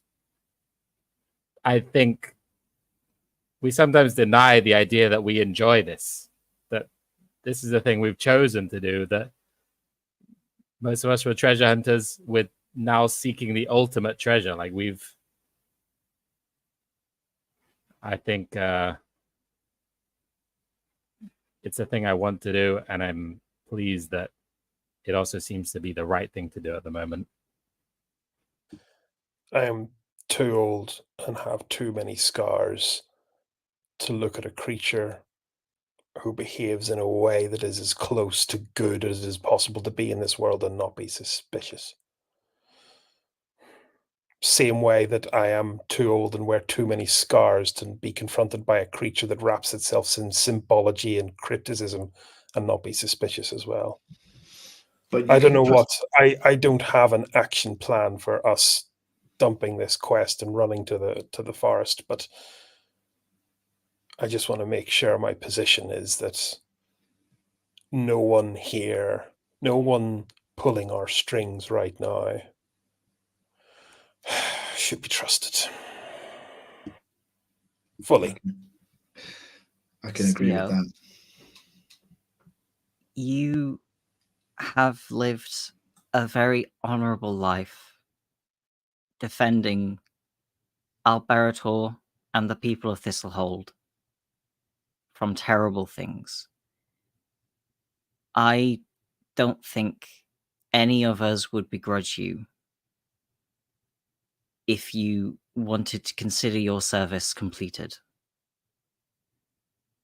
And if you did, then maybe any of our enemies would come for us if we keep moving forward rather than go to you. So if that is what you want, I will certainly not consider you a coward. You are an infantryman and a hero of Alberator. I don't know what I want, Aaron, but I'm not sure it's exactly what the elves or the Lightbringer wants. Perhaps we're on this path and going to whatever conclusion it leads to, because we're us and because we were ultimately meant to be the ones that make this decision, not the queens and not the elves and not the great and the good and the powerful. I don't know. No, I no want one nothing more. started No one started out. Go for it. Sorry, Alindra. I want nothing more than to die old on the shores of Lake Volgoma, having retired. But I don't see a way that we can peel off this path now. The way to get there is to follow this to its conclusion. And it's likely that conclusion puts me in a grave much earlier than that retirement dream. But I don't know. Like, I think Ascarai has a point. What other path would you be on? I think that every one of us is a child of Prios. Just the same as the Lightbringer, just the same as the elves. And perhaps what we choose will align with what they choose. I personally, myself, find it difficult to not see that the Lightbringer's way makes the most sense for the most people. But the only way to make the choice that is in your heart, that you think the light of Prios will guide you towards, Theo, the only way to make that choice is to put yourself in the position to choose. And you will not do that by leaving. Sure, I was never leaving anyway. I hope that we are leaving, but I just know that it's not yet. Perhaps we'll all look back on this and smile. We can but hope.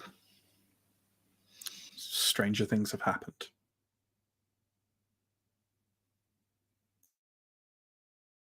Okay, that feels like a natural conclusion to that scene, unless anyone wants to argue with me on that.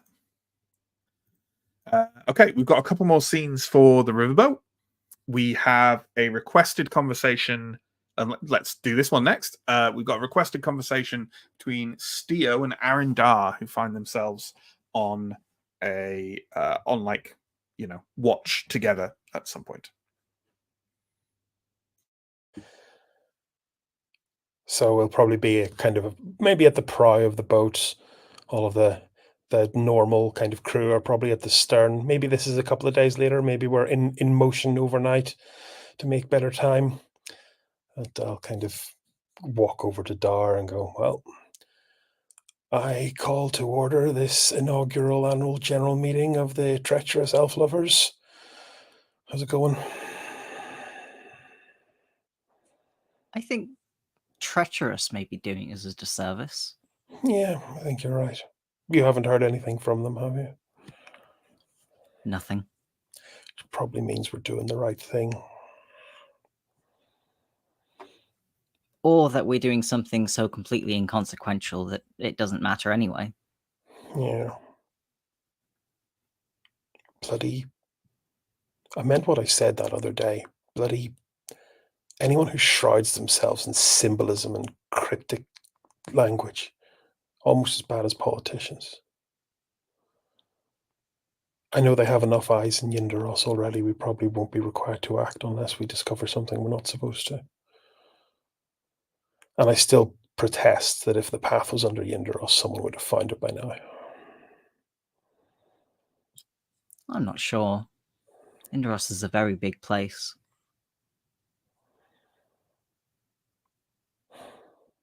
Well, as Deceba said, the curiosity of the Ambrians is insatiable. I think that payday we got from his lordship has done a lot to bring people round to the fact that the goal here is not to line our pockets, but to protect. Is that what you got? I think so. Ascarai certainly seems less interested in treasure, and Alindra seems to have other concerns at the moment. For someone who's going to outlive me 3 times over, Ascarai sometimes comes across as very young.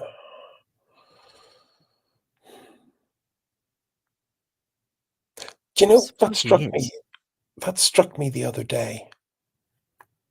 I spoke to Deceba about the difference between young people striving to die honorably in glory and old people dying quietly having completed their run. Strikes me, I don't think I've ever experienced. The elves, they live for a long time. I don't think I've ever met an old one. Not really old, not like discard the reins of their puppetry over the forest and pass on. We met, was he a king? A prince? I was under the impression that elves just get big rather than old. Big and strange. You heard a prince in the halls of 1,000 Tears, or someone they referred to as a prince, who was making some quite unsettling noises. Mm. Big and strange. And I believe he was also represented in a tapestry on the wall detailing the founding of the Iron Pact a long time ago.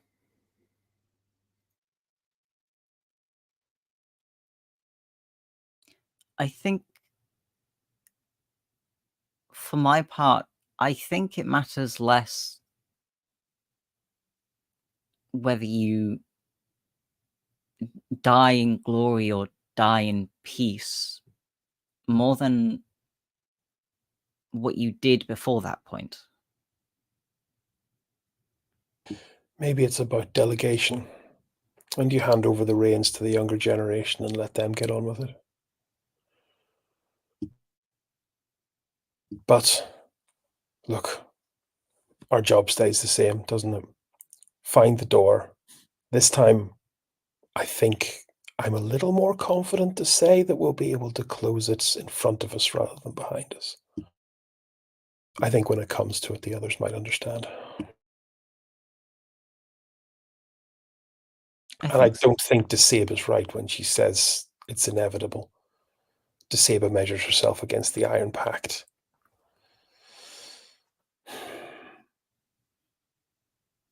Maybe she should measure herself against the old.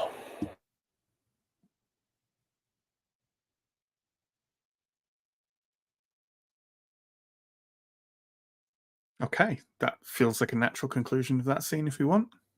And I'm sure Steer is right. There's nothing about what's coming that makes things inevitable.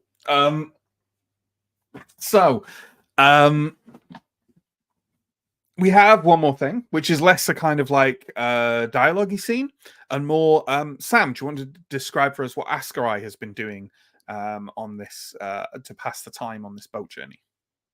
Yeah. As we get along at the kind of more boring moments, he's been bought one, maybe a couple of like quite plain masks, face masks, like the one he wears, but very simple, and has been slowly kind of whittling at them as we go down the river to try and capture some kind of essence of the Whip of Prios woman that we let go. Probably is struggling a bit, but has a lot of time on his hands, and is going to give it a go as we're sailing along slowly. So that will be Lysadra from the Whip of Prios. I have an idea why you're doing this, because I think it matches some stuff in lore, but I could be completely making it up in my head because I have 1,000 lore things in my head of simple one. But is there? Do you want to draw the curtain back a little bit as Sam and say why Ascarai might be doing this? I think there's a few reasons I think that Ascarai is doing this. Partly, I felt like Ascarai is maybe a little bit confused as to where exactly he is placed in this world. And part of the Godinja thing is that they make masks, that they're people, a clan who create masks. Partly it's to do with, I think Ascarai sees this as kind of a failure, kind of a thing that they didn't quite work out the way that he wanted, didn't like a confusing moral choice, a confusing moment, and wants to have, in some ways, a reminder of that. Partly also feels that this is a person that Ascarai strongly dislikes and that probably would want to remain in secret, and that to have a mask of that would almost like spread their image around is kind of a defiant act against what they want and what they're trying to do. I like that notion that perhaps the Godinja, like, masks aren't just like a thing you like or respect, but could also be a thing you dislike and disrespect, kind of depending on the intention on them. And I also really like just the notion that crossed my mind that as a changeling, we don't often do it with your character, but someone who can change their shape to look different or in a more advanced way, sometimes to actively mimic others. Perhaps like a mask of Lysadra would make it easier for you to masquerade as Lysadra. And that could be like a direct intention of if you're going to like find her and mess with her business / kill her, then something like that would be. Yeah. I think Ascarai certainly feels there's a vendetta there. There's like a unfinished business with this person, and that this is a way to not let himself forget, to help him, like you say, to like get inside their mind, to like help, maybe help him even in a practical sense to mimic this person, and just a way to not let bygones be bygones, to keep this little grudge going into the future. That sounds good. Okay. I had a different ending planned for this episode, but we didn't get quite as far. Naturally, as always, we didn't get quite as far as I thought. So we'll do something different instead. And what we'll do is that as you're reaching the end of autumn, kind of, there's a real crispness to the air. There's as most of you wake one morning, aware that you're probably going to come into Yndaros the next day. There is a mist, a fog hanging over the river, which is quite unusual, and it seems to roll away on both sides of the shore. The River Doodrum is long and very fast flowing and very strong, particularly further up. I think we remember when Anton first had to cross the Doodram on his first journey to Ravenna. It was like a nightmare raft bucking on white water as he did so. Down here, it's a lot more paced. The river is wider. It's come along a lot further from the mountains, and probably like as you're hitting late autumn, it's probably flowing a little faster than it would be at the peak of summer. But waters have started to come down from the mountains. Rain has started, but it's still, you know, a pleasant enough thing that it's not too turbulent. And it almost gives a dreamlike sense as you're traveling on this relatively calm river with just fog and mist rolling to either sides. And this is a thing for Arindar, Elindra, and Askarai, plus the NPC. Steo is still abed because he had late watch last night. And as you are standing there in the distance, the first thing you see is a great number of shining domes hanging above the mist. Several of them raised much further up than the others. And as the kind of kilometers roll past you, you see through the mist and through the fog more clearly. Askarai has definitely never been to Yndaros, I would imagine. Elindra, I don't think we know whether you've been to Yndaros before or not. Because you were raised in Temple Wall, right? As a Templar. And I don't think you ever were old enough to be given assignments. So in my head, maybe you were had seen Yndaros when you were very small, but probably, if at all, and not since then. Would that be? Yeah, I think I hadn't imagined that there would be that the Templar kind of training would like necessarily send people out. It wouldn't take you to Yndaros. No. It wouldn't take you there. So unless you've come to Yndaros on your own steam since you left the Templar Order, I can't think of a reason why that would have happened. So I think because I think you must have traveled north, and that's how you found yourself at Thistlehold. Yeah. Okay, so it's new to you as well. Arindar, of course, this is essentially like coming home, as you said at the beginning of the stream, and you feel. I don't know how you feel. You know, you tell me how you feel as you see the Kohinoor Palace rearing up over the mist, and it comes into clarity. A great conglomeration of almost fantastically built castle-like, palace-like buildings, topped with domes, itself resting on a large rock promontory at the center of the city, which sprawls out, the largest city by a long way that any of you here on deck have ever seen. There are towers, there are great buildings of all kinds. You can see the glimmering golden brass of some kind of vast sun temple, known to you, Arindar, as the Cathedral of Martyrs, over on the far side of where your ship is coming in.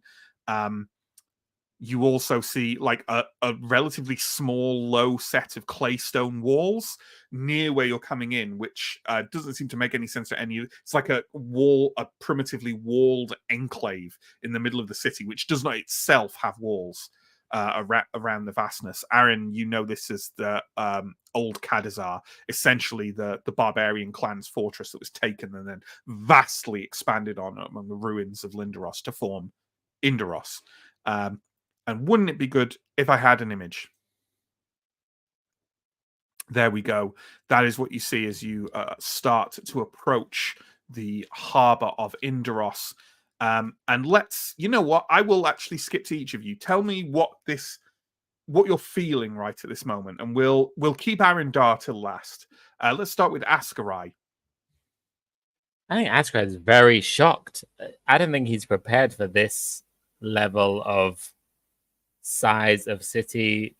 Nothing. Has probably visited many settlements of peoples and has never seen anything like that comparable to this in any way, and is very shocked and taken aback and kind of worried at how out of his element he will be here. Probably make some kind of exclamation of like, holy shit. For comparison, Yndaros has approximately the same population.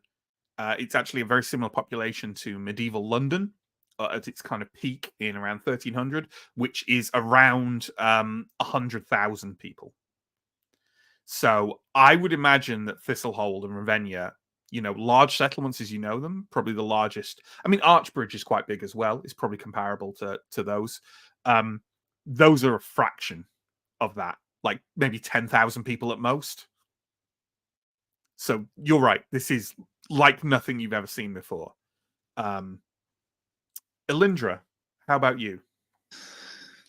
Yeah, I think Elindra's similarly kind of awed by the scale of it. She's, I mean, being Ambrian, she's perhaps marginally kind of more used to the idea of big settlements, but obviously nothing like this. I think the feeling that she's going to be overwhelmed with is that the scale of this place speaks to incredibly powerful people and institutions, and probably more so than going into Davokar. This kind of feels like going into the kind of belly of the beast, Mm-hmm. I think it will feel dangerous to her. That seems sensible. Aaron Dar, what are your emotions? Aaron isn't quite sure. He's standing on the deck with, when you have like a feeling in your chest that kind of feels like a weight, but also like a weightlessness, and you're feeling something, and it's very profound, but you're not quite sure what it is. Yeah. But he is looking at the city, and to him, Yndaros is a lot more beautiful from far away than from his memory. It is closer. Yeah, especially the places you largely spent your time when you were growing up here. Yes. And the only other time, or one of the rare other times that he has seen Yndaros from this far away, looking this beautiful, was when he was leaving it. Yeah. And I think he's maybe kind of sitting on the, thinking about the past 3 years. Has it been probably about 3 years since he left? Yeah, I think it makes a lot of sense to you, because obviously this is coming back to the capital. It's coming back to the place you called home, and you can see these it's interesting. Like, obviously Askari and Elindra are so focused on these grand buildings, these institutions, like the intimidation of this capital city, and in your head, at least part of it is resting on the sure knowledge that you have, that your companions perhaps do not, that one, there are 100,000 people in this city. At least 20,000 of them live in the slums. So there we go. That is Yndaros approaching, but we're not quite done yet. Because deep in the slung bunks of the riverboat lies sleeping Sergeant Steo, who is sort of probably about half dozing now rather than fully asleep, and just has a kind of is having an odd flickering dream, half of his youth, half of time spent drunk in the taverns of Thistlehold, just odd flickering things, people talking to you who in a tavern in Thistlehold died in a field in Alberator when you were 20 years old. It's an odd kaleidoscope of kind of images and memories, and then cutting through the middle of it with a sharpness, but not a violent sharpness, more of a point of clarity. A voice says, "Steo."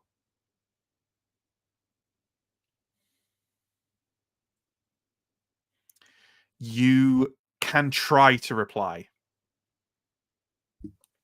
I'll give it a go.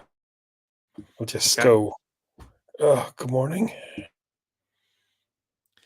You kind of say these things, but you are absolutely 100% sure that you cannot be heard. It's different. The voice feels like it's layered on top of the images flowing through your brain. What you're saying is part of the images. It's operating on a different level, a different layer. I bring a warning for you, your friends. Something stirs. There is a darkness at the heart of your lands. Something is coming, Stio. Remain on your path.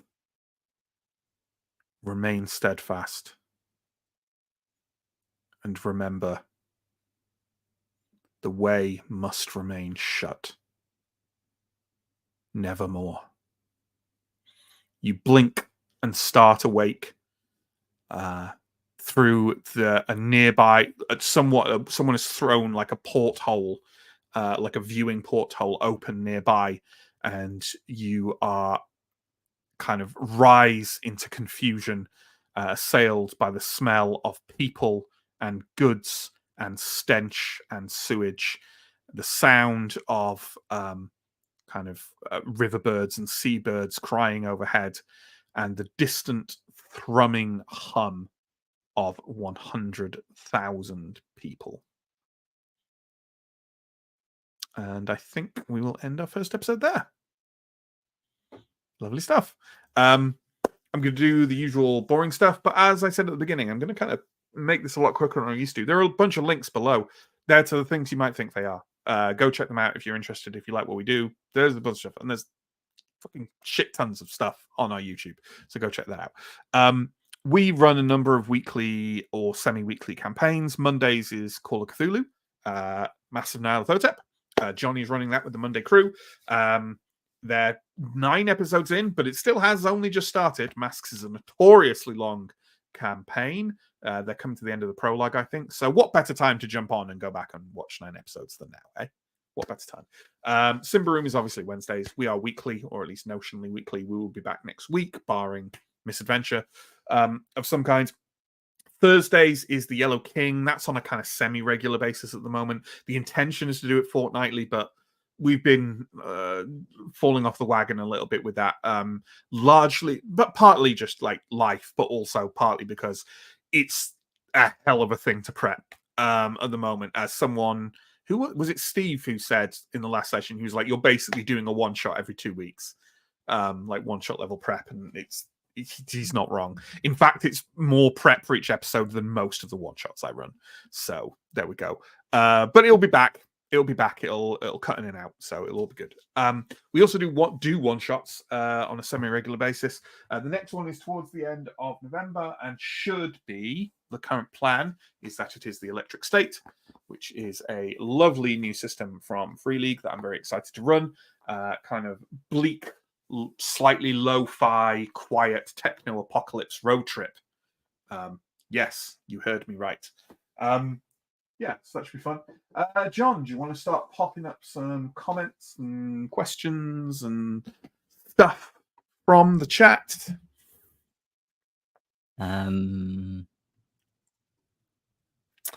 42, was there a huge litter box on the boat for the huge cat? No. The ship's boy and probably Arindar were assigned the duty of heaving all that cat shit overboard in a dustpan and shovel. I mean, there's got to be somewhere on the ship for the humans to go. So you just put the cat on the privy. Yeah. Is Farron toilet trained? I don't know. I think Farron is going to shit where Farron damn well wants to. I think Farron definitely will do that. Yeah, and I think I suspect that even though there's a cabin boy whose job it will be to clean that up, Aaron will do it himself out of embarrassment. I don't know if it's not embarrassment, civil duty. I just know this kind of sense of awkwardness of like, well, I don't want someone else to have to do that. I know on very large old wooden ships there would be like a little like an overhang with a hole in it, right? Where you just sit your bum on there and shit into the ocean, essentially. I don't know if this is big enough for that. I don't really know. Or whether you just literally kind of hang your ass over the edge of the boat. That seems probably more likely to me. What do you think, folks? Answers in the chat. Any historical nautical experts out there? Let us know where you shit on a large riverboat, which is the equivalent of a modestly sized sea craft. Great. Next. We don't always talk about shit. Don't get food. The Yellow King because I said it was meant to be online. Sure. Yeah, I mean everything else is in there, right? So I'd be 100% up for that crossover. In fairness, yeah. And they are royalty free, so yeah, they don't even have to pay anyone for the IP. Yeah, not that that's really a problem for them. Yeah. Could we, with the comments, John? Could we start at the top rather than the latest? Yeah, ones? sorry. Because my brain works better with it. Don't worry. Oh, we will get to you no. reading aid. Thank you. It has saved all of the comments from last week. One moment. Sorry. Has it? Yeah, on my view. Here we go. Oh, okay. Ron and Andra, it feels these days like the Crown and the Church are 2 seconds away from knifing each other in a dark alley. I don't know what could give you that opinion whatsoever. Yeah. Yeah, it does feel like that, doesn't it? I wonder what will come of that. Surely nothing that could impact our players. I think in some ways the one thing that saves us is that all the other factions are also so divided that we're like sort of under the radar. Like if it was one united front and us, we'd have been steamrolled by now. But because everybody is fighting everybody or unhappy with everybody, we're kind of escaping. But God, doesn't it feel like it's starting to become time to pick a side? Almost feels a bit like one of the sides might think you have picked them. We're just going to remain on that fence for as long as we possibly can. Yeah. Next. Mr. Liramian. I'm sure I could pronounce that better before. My boys are at Darkest Star, grabs popcorn. Yes, we are. Finally at Darkest Star. We are not yet even remotely near the point that Throne of Thorns was at when we started playing Throne of Thorns.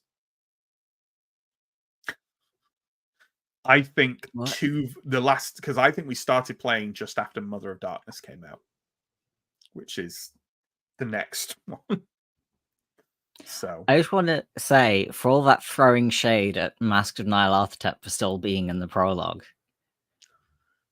it was not shade remotely. It was shade. It wasn't. It wasn't even remotely shade.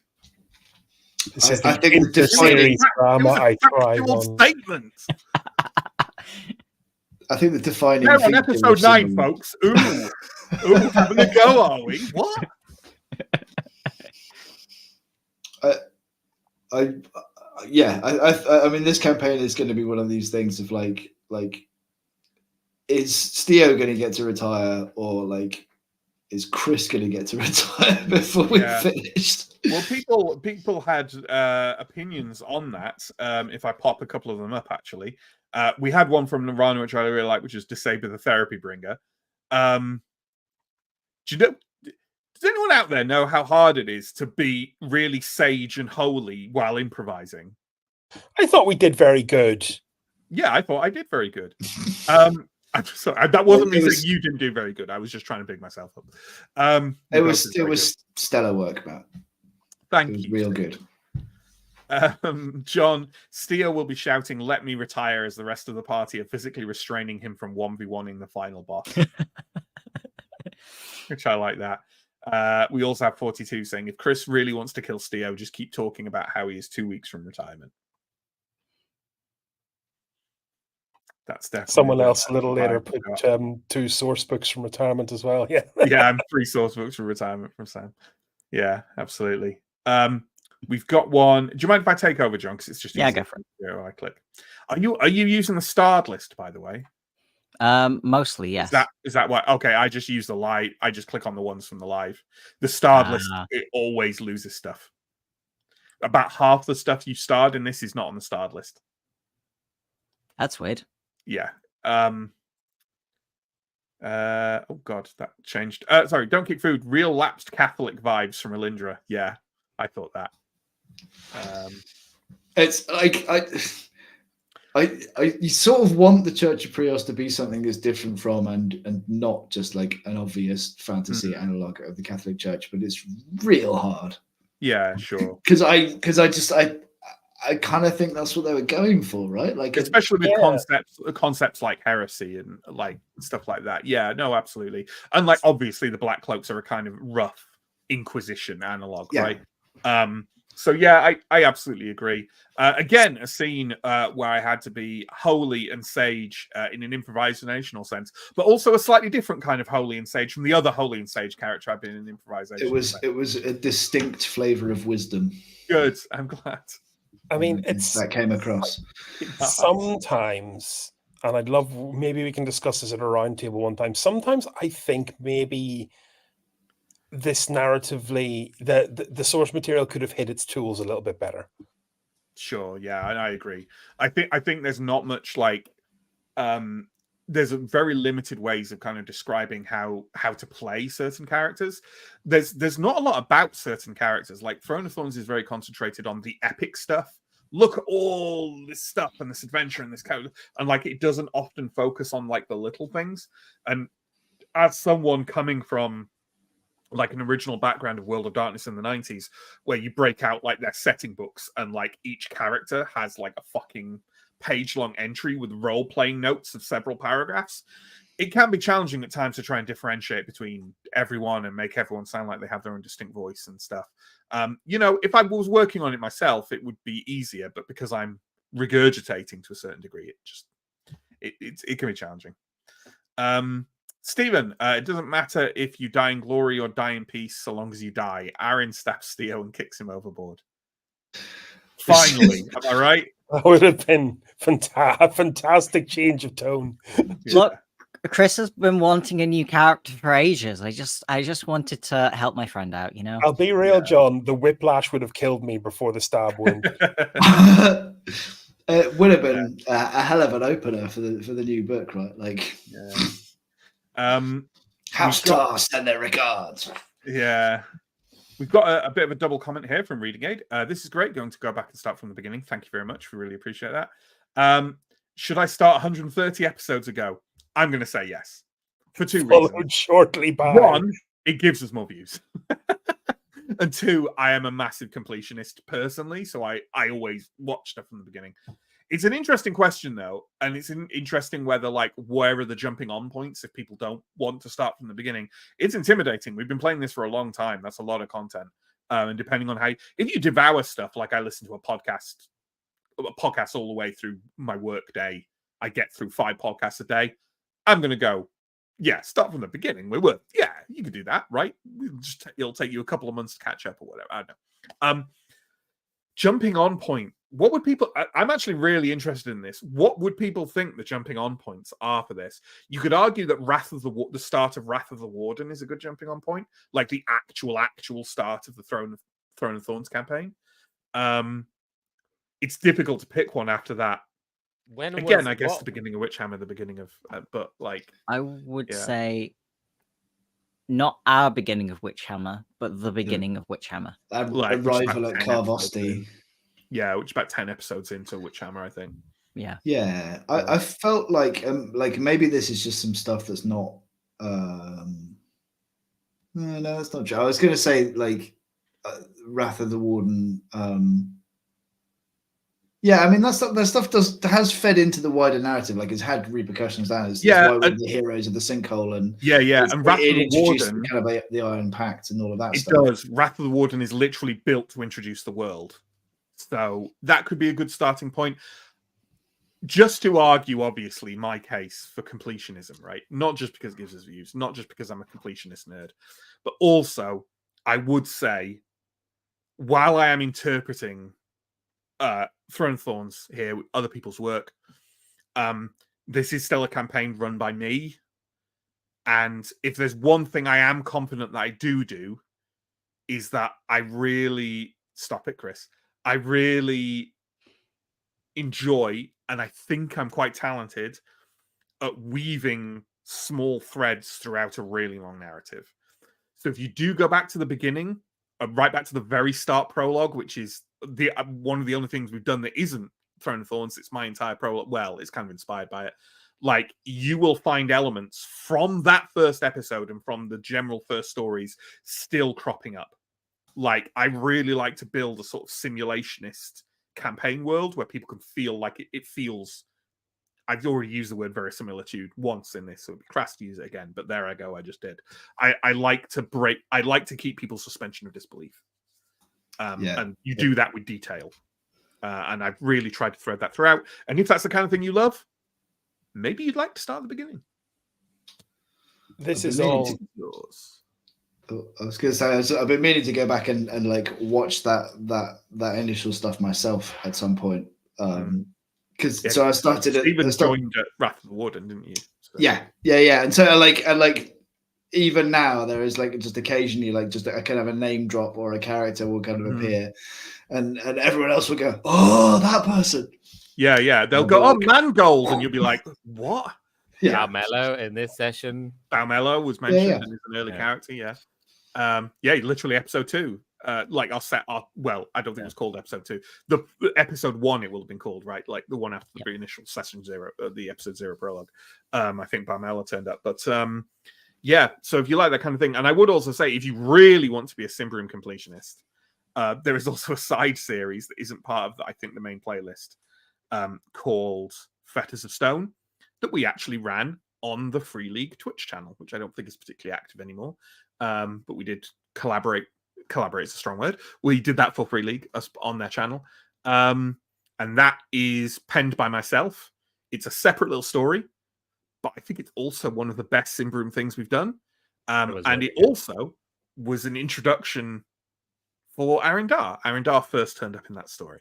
So if you're an Arindar fan, can you really say you're an Arindar fan unless you've gone and watched the Fetters of Stone playlist on the channel? I think not. I think what to draw a line under all of this, what the question is really asking us to do is do another catch-up video. I've literally only just done one, haven't I? Yeah, you did one just before. No, I think before Bread I and Bone. literally did one before. What's Bread and Bone? I'm not doing another one now. Okay.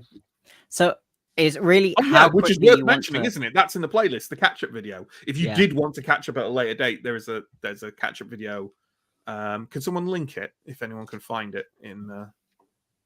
I clearly can't because I didn't know it existed until someone mentioned it. I think my YouTube's filtered for some reason. Also, as a counterpoint to like everything that's just been said, like in terms of jumping on points, like now ain't bad either. Like start of a new book. There's some history and there's some things that are going to make the characters go whoa that you. It'll still be fun on its own terms. And hey, you can do both, right? You can watch the current and you can catch up at the same time. I've done that. I was going to say we are pretty good, I think, at when something from the past pops up, explaining it. Partly because we like talking, and partly because we also are very forgetful. So we keep reminding each other. I would say if you want to stay live very soon, now is a good place to start. If you want to stay alive. If you want to stay alive, if you want to know, if you feel like what we're talking about has gaps in it and you want to get caught up with the meta plot, start with us meeting in Karvosti, which is, like, as Matt said, like 10 episodes in to the other one, Witchhammer. And then you can always catch up and then go back to the beginning. Yeah. Or if you're like me, and apparently like Reading Aid, who says they're a completionist, just start at the beginning. Yeah. You'll be up to date in no time, I'm sure. It's fine. In fairness, it's some time, Matt. It's some time, yes. Time will pass. Of that, we can be certain. Okay, there we go. Thanks very much for watching, folks. Thanks very much for my wonderful players. As always, is there any Twitch thanks to Hangout. No, never mind. But yeah, we should be back next week, and we'll find out more about this crazy city of Yndaros. Until then, take care, stay safe, and we'll see you again soon. Goodbye.